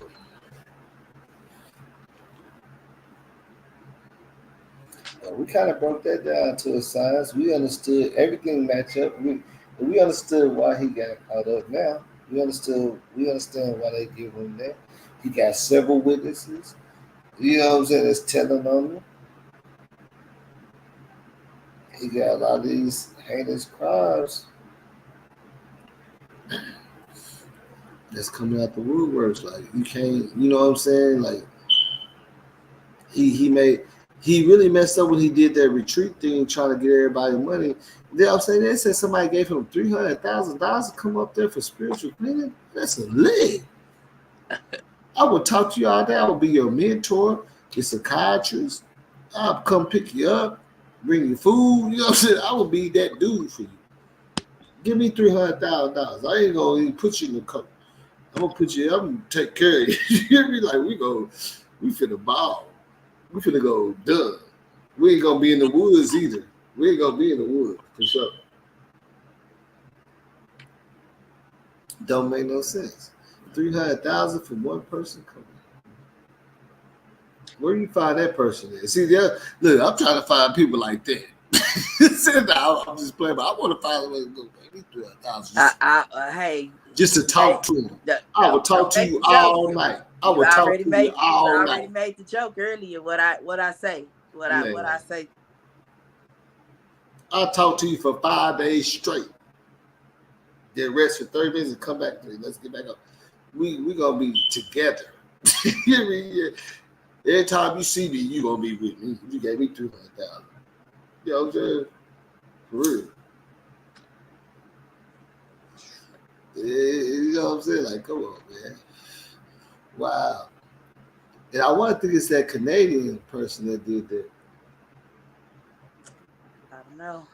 Again, let's just revisit. I need a little bit more information. We could talk about this all night.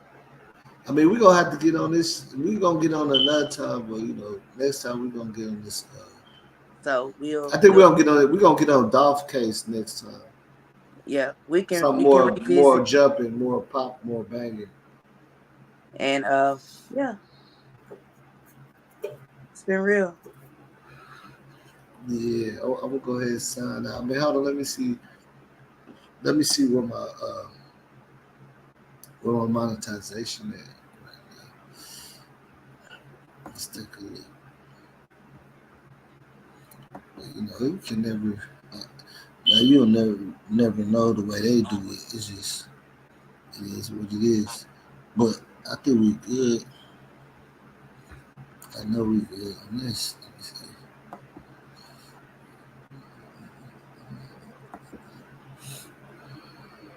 Come on, green. Come on, green. Oh, we green? No, that's something. That's really all we green.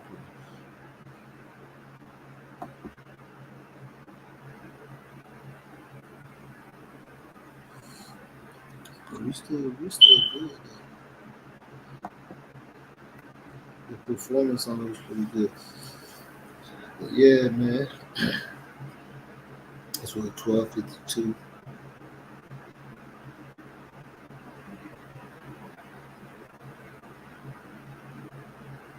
As long as my people see we back on, man. Y'all know what to do. We're gonna go ahead and get up out here. We're gonna be backstage. Hold on real quick.